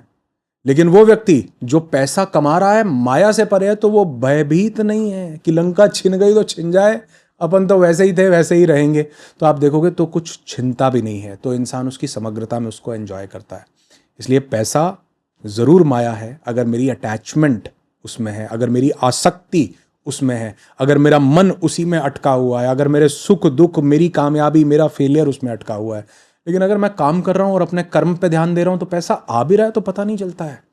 मतलब लिटरली हमने ऐसा कई बार महसूस भी किया है कि कितना है ये भी ध्यान नहीं रहता है कि कितना है या कितना आ रहा है, क्योंकि उससे मेरी कोई फुलफिलमेंट या मेरी कोई अटैचमेंट नहीं है। तो ये तभी पॉसिबल है जब हम ध्यान करते हैं, जब हम उस अपने स्वयं को, नो दाई सेल्फ को जानने की प्रक्रिया में रहते हैं। जैसे प्रेमानंद जी महाराज कहते हैं ना कि जब अंत समय में जाओगे तो सब खाली हाथ ही रहेगा, कुछ जाएगा नहीं। तो इतना आनंदित रहो कि कोई चीज तुम्हें चिंता, कोई चीज तुम्हें दुख, कोई चीज तुम्हें अवसाद ना दे सके। और वो तभी है जब मेरा मोह उससे छूट जाए। और ये मोह छूटना मोटिवेशन से या किसी बात से नहीं आएगा, ये उसी से आएगा। मोह तब छूटेगा जब मैं बाहर की चीज़ों में अपनी फुलफिलमेंट को ढूंढ रहा था, वो स्वतः ही मेरे अंदर मिल जाएगी। जैसे एक मृग होता है ना, कस्तूरी उसके अंदर है, वो खुशबू उसके अंदर से आ रही है, लेकिन वो सब जगह बाहर ढूंढ रहा है, यहाँ भाग रहा है, वहाँ भाग रहा है, कहीं नहीं मिलता। यही तो हमारे साथ भी जीवन में हो रहा है। हम भागे जा रहे हैं, यहाँ पैसा मिल जाएगा खुशी मिल जाएगी, ये गाड़ी मिल जाएगी खुशी मिल जाएगी, ये घर मिल जाएगा खुशी मिल जाएगी। ये माया का ट्रैप है। लेकिन जब मैं शांत होकर बैठता हूँ और पता चलता है कि ये खुशबू अपने ही अंदर से आ रही थी, ये खुशी, ये सच्चित आनंद अपने ही अंदर था, तो भी मैं अपना सारा कार्य कर रहा हूँ, लेकिन फिर मैं उससे मोह में नहीं हूँ। इसीलिए कहा गया सब मोह माया है। सब मोह माया नहीं है, सब मोह माया है। बहुत अच्छी बात आपने कही कि मतलब जो खुशी के लिए हम चीज़ें कर रहे हैं वो ऑलरेडी हमारे पास हैं। जो चीज़ें कर रहे हैं वो हमारे रोल्स हैं इस लाइफ में जो हम निभा रहे हैं, और जितना हम डिटैच होकर उनको करेंगे उतना वो और अच्छे से हम उस चीज़ को कर पाएंगे। हमारी जो मन की स्थिति है वो नहीं डगमगाएगी। जैसे हमने शिखा, हमने स्टार्टिंग में भी बात की ना कि दुनिया में 3 तरह की चीज़ें हैं, एक सत्य है, एक असत्य है और एक मिथ्या है। तो जब मैं सपने में होता हूँ वो मेरे लिए सत्य है, जब मैं सपने से जाग गया तो मेरे लिए असत्य है। तो जो सत्य भी नहीं है, असत्य भी नहीं है, सत्य भी है, असत्य भी है, वो मिथ्या है।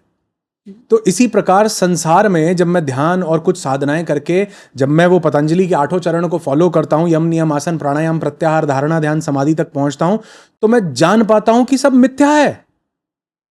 मतलब जैसे सपने से जागने के बाद सपना मतलब असत्य लगने लगता है, वैसे ही जब एक ध्यानी व्यक्ति ध्यान करता है तो ये जगत भी पता चलता है कि यार ये सब कुछ माया था, सब इससे, ये तो रियल नहीं है। रियल वो चेतना है जिसके साथ मुझे अपना आइडेंटिफिकेशन वापस से एस्टैब्लिश करना है, मुझे उसको वापस से जानना है। और जब हम वो जानने की प्रक्रिया करते हैं तो मिथ्या सब समझ आने लगता है, और तब समझ आता है कि सर्व खलविदम ब्रह्म, सब कुछ ब्रह्म ही है। अहम ब्रह्मस्मि, मैं भी वो ब्रह्म ही हूं।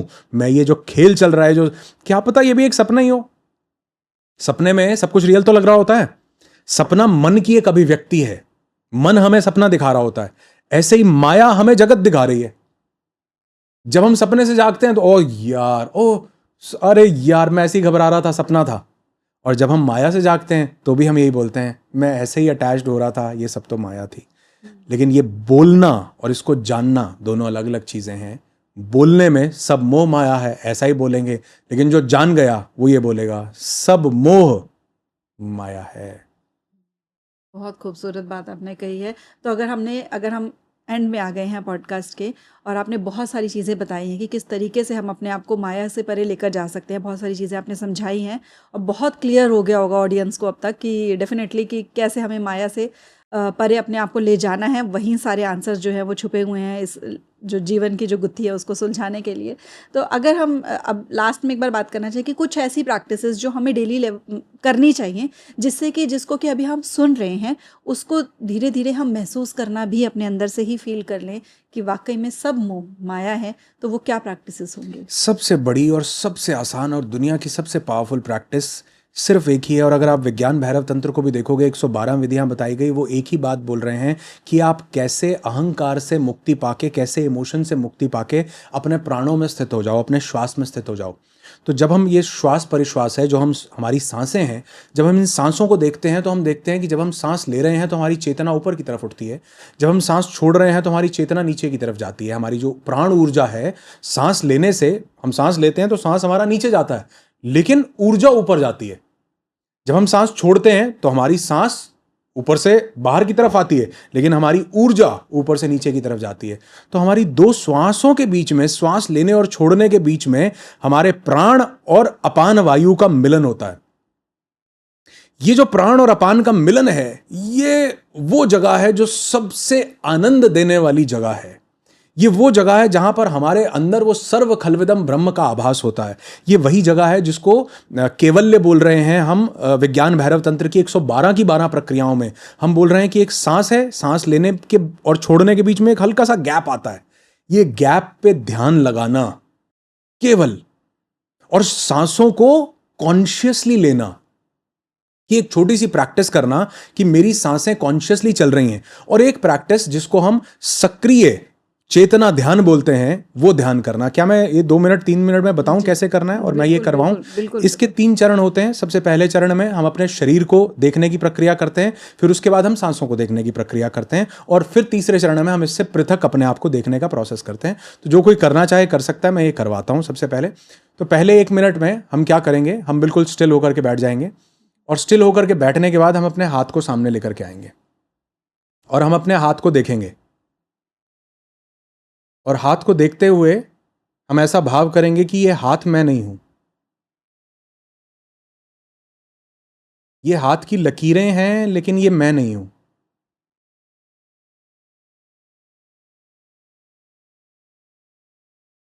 कंटिन्यूसली ऐसा भाव करेंगे कि ये हाथ मैं नहीं हूं, मैं तो इसको देखने वाला हूं।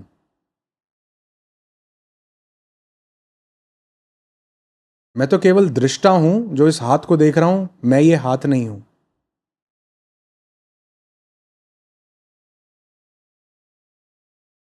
मैं केवल इसकी लकीरों को देख रहा हूं, लेकिन मैं हाथ नहीं हूं।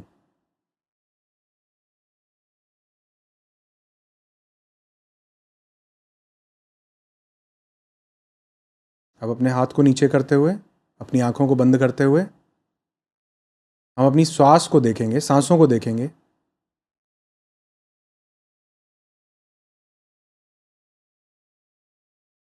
और हम ये भाव करेंगे कि ये सांसें मैं नहीं ले रहा, बल्कि ये मेरे अंदर खुद ही चल रही हैं। मैं तो इनको देखने वाला हूं।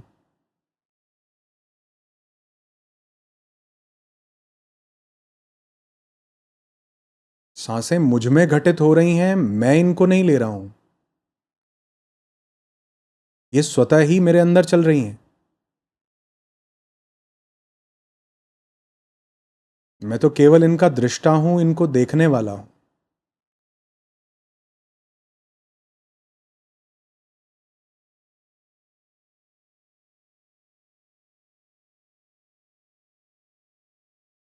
सांसें स्वतः ही मेरे अंदर चल रही हैं, मैं तो केवल इनको देखने वाला हूं।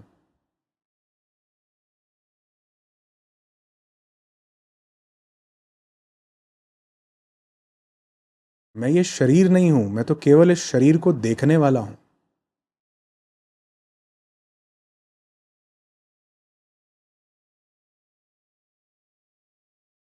मैं शुद्ध चेतना हूं जो सांसों को आते जाते हुए देख रही है।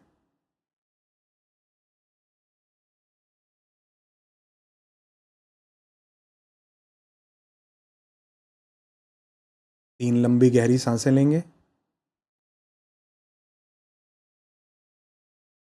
और तीन लंबी गहरी सांसों के बाद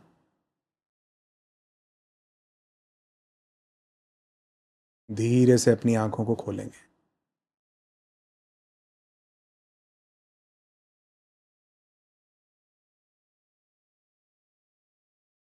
और अभी भी ये भाव करेंगे कि मैं केवल दृष्टा हूं।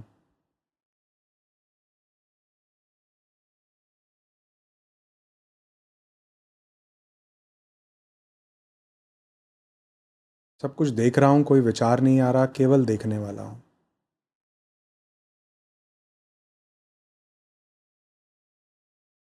किसी एक चीज के साथ जुड़ नहीं रहा, केवल देखने वाला हूं।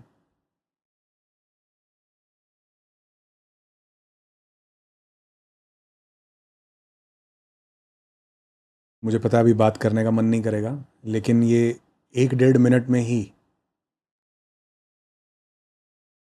कुछ ऐसी शांति नहीं महसूस हो रही है जिसको हम ढूंढते रहते हैं। राइट। तो इसी प्रक्रिया को जब हम कुछ देर तक करते हैं, हमारे पार्टिसिपेंट्स करते हैं, इसी के साथ और बहुत सी चेतना को प्रभावित करने वाली प्रक्रियाएं, खुद को जानने वाली, नो दाई सेल्फ के प्रोसेस में उतरने वाली प्रक्रियाएं हम करते हैं, तो ये रियलाइज़ होता है कि मैं देखने वाला हूं। और जब मैं उस देखने वाले को देखता हूं तो माया से परे निकलने लगता हूं। जिंदगी के हर एक इंसिडेंट्स को, सिचुएशन को, सक्सेस को, फेलियर को, मान को, सम्मान को ऐसे ही देख रहा होता हूं, और वो मुझे प्रभावित नहीं कर पाती है। Thank you so much. अगर किसी ने भी ये किया, ज़रूर बताइएगा आपको कैसा लगा। और यही प्रक्रिया जब हम और बहुत से हठ योग की प्रक्रियाएं, तंत्र की प्रक्रियाएं, ध्यान की प्रक्रियाएं, कई साधनाएं, कई सांसों के प्रयोग, विज्ञान भैरव तंत्र की कई विधियां जब हम एक साथ प्रयोग करते हैं, उनको जीवन में उतारते हैं, तो जीवन एक अद्भुत लेवल पे जाने लगता है। और ये समझ आता है कि मुझे अपनी जीवन को समग्रता से जीना है, आनंदित रह के जीना है, क्योंकि मेरा स्वभाव ही आनंद है, सच्चित आनंद है। मुझे लगता है कि अगर कोई इन प्रक्रियाओं को जाने, करे, जो कि रेगुलर मैं अपने यूट्यूब चैनल पर भी लोगों को बताता रहता हूँ, और अगर कोई इन प्रक्रियाओं के साथ जुड़ा रहे तो जीवन अद्भुत तरीके से हम उसको जागते हुए देख सकते हैं और बदल सकते हैं। बिल्कुल, बहुत अच्छी बात आपने बताई है और बहुत ही एक एनलाइटनिंग सा सेशन रहा है ये। कई सारी चीज़ें रिज़ॉल्व हुई हैं माइंड के अंदर, और इस चीज़ को जब हम रेगुलरली प्रैक्टिस करेंगे तो जैसे कि आपने कहा कि अभी हमने सुना है, इसको समझा है, फिर वो हमारे अंदर से अपने आप भाव जो है वो भी आना शुरू हो जाएगा। तो आपने क्योंकि बहुत सारे कमेंट्स किए थे लास्ट पॉडकास्ट पे कि माया के ऊपर पॉडकास्ट होना चाहिए, तो आज हमने वो माया के ऊपर अपनी तरफ से पूरी कोशिश की है कि जितनी डिटेल में आपको इसके बारे में समझाया जा सके समझाएं। नेक्स्ट आपके मन में कोई भी क्वेश्चंस आते हैं अगर, क्योंकि मैंने अपनी तरफ से पूरी कोशिश की कि आपके जो भी क्वेश्चंस थे वो मैं यहाँ पर रख सकूँ। और अभी भी आपके मन में कोई क्वेश्चन रहता है माया से रिलेटेड तो कमेंट सेक्शन आपके लिए खुला हुआ है। और नेक्स्ट पॉडकास्ट किस टॉपिक पे आप चाहते हैं वो भी ज़रूर कमेंट करके बताइएगा। और जो ये अभी सर ने प्रैक्टिस बताई है, करवाई है, अगर आपने वो करी है, यस करके ज़रूर कमेंट करिएगा ताकि हमें पता चल सके कि आप प्रैक्टिसेस भी साथ में करते हैं, ताकि हम ऐसी ही और प्रैक्टिसेस अगले आने वाले पॉडकास्ट में भी इंक्लूड कर सकें। So thank you so much अपना वैल्यूएबल टाइम देने के लिए। Thank you so much. और अंत में एक ही बात बोलना चाहूँगा कि अगर मैं ये कहूँ कि मैं माया को जानता हूँ तो ये भी माया ही है। माया को जानने के प्रक्रिया में मैं आगे बढ़ रहा हूँ, शायद ये कहना उचित है। तो जितना थोड़ा बहुत भी मैं जानता था वो बताने का प्रयास किया है, लेकिन संपूर्ण मैं जान गया हूँ अगर मैं ये दावा करूँ तो शायद ये भी माया ही होगी, मैं भी नहीं जानता हूँ। जितना ज़्यादा हम और ध्यान, हम और साधना में, हम और प्रक्रियाओं में उतरते हैं, उतना ज़्यादा हम और आगे जानते रहते हैं। तो जितना थोड़ा बहुत मैं जानता था वो बताने का प्रयास किया है। और अगर आपने यहाँ तक ये पॉडकास्ट देखा हो तो बहुत बहुत आभार, बहुत बहुत धन्यवाद इस पूरे पॉडकास्ट में हमारे साथ जुड़ने के लिए। And thank you so much मुझे फिर से यहाँ बुला के इतनी अच्छी चर्चाएं और करने के लिए और लोगों तक ये जो थोड़ा बहुत भी जानता था वो इनसाइट पहुँचाने के लिए। So thank you so very much.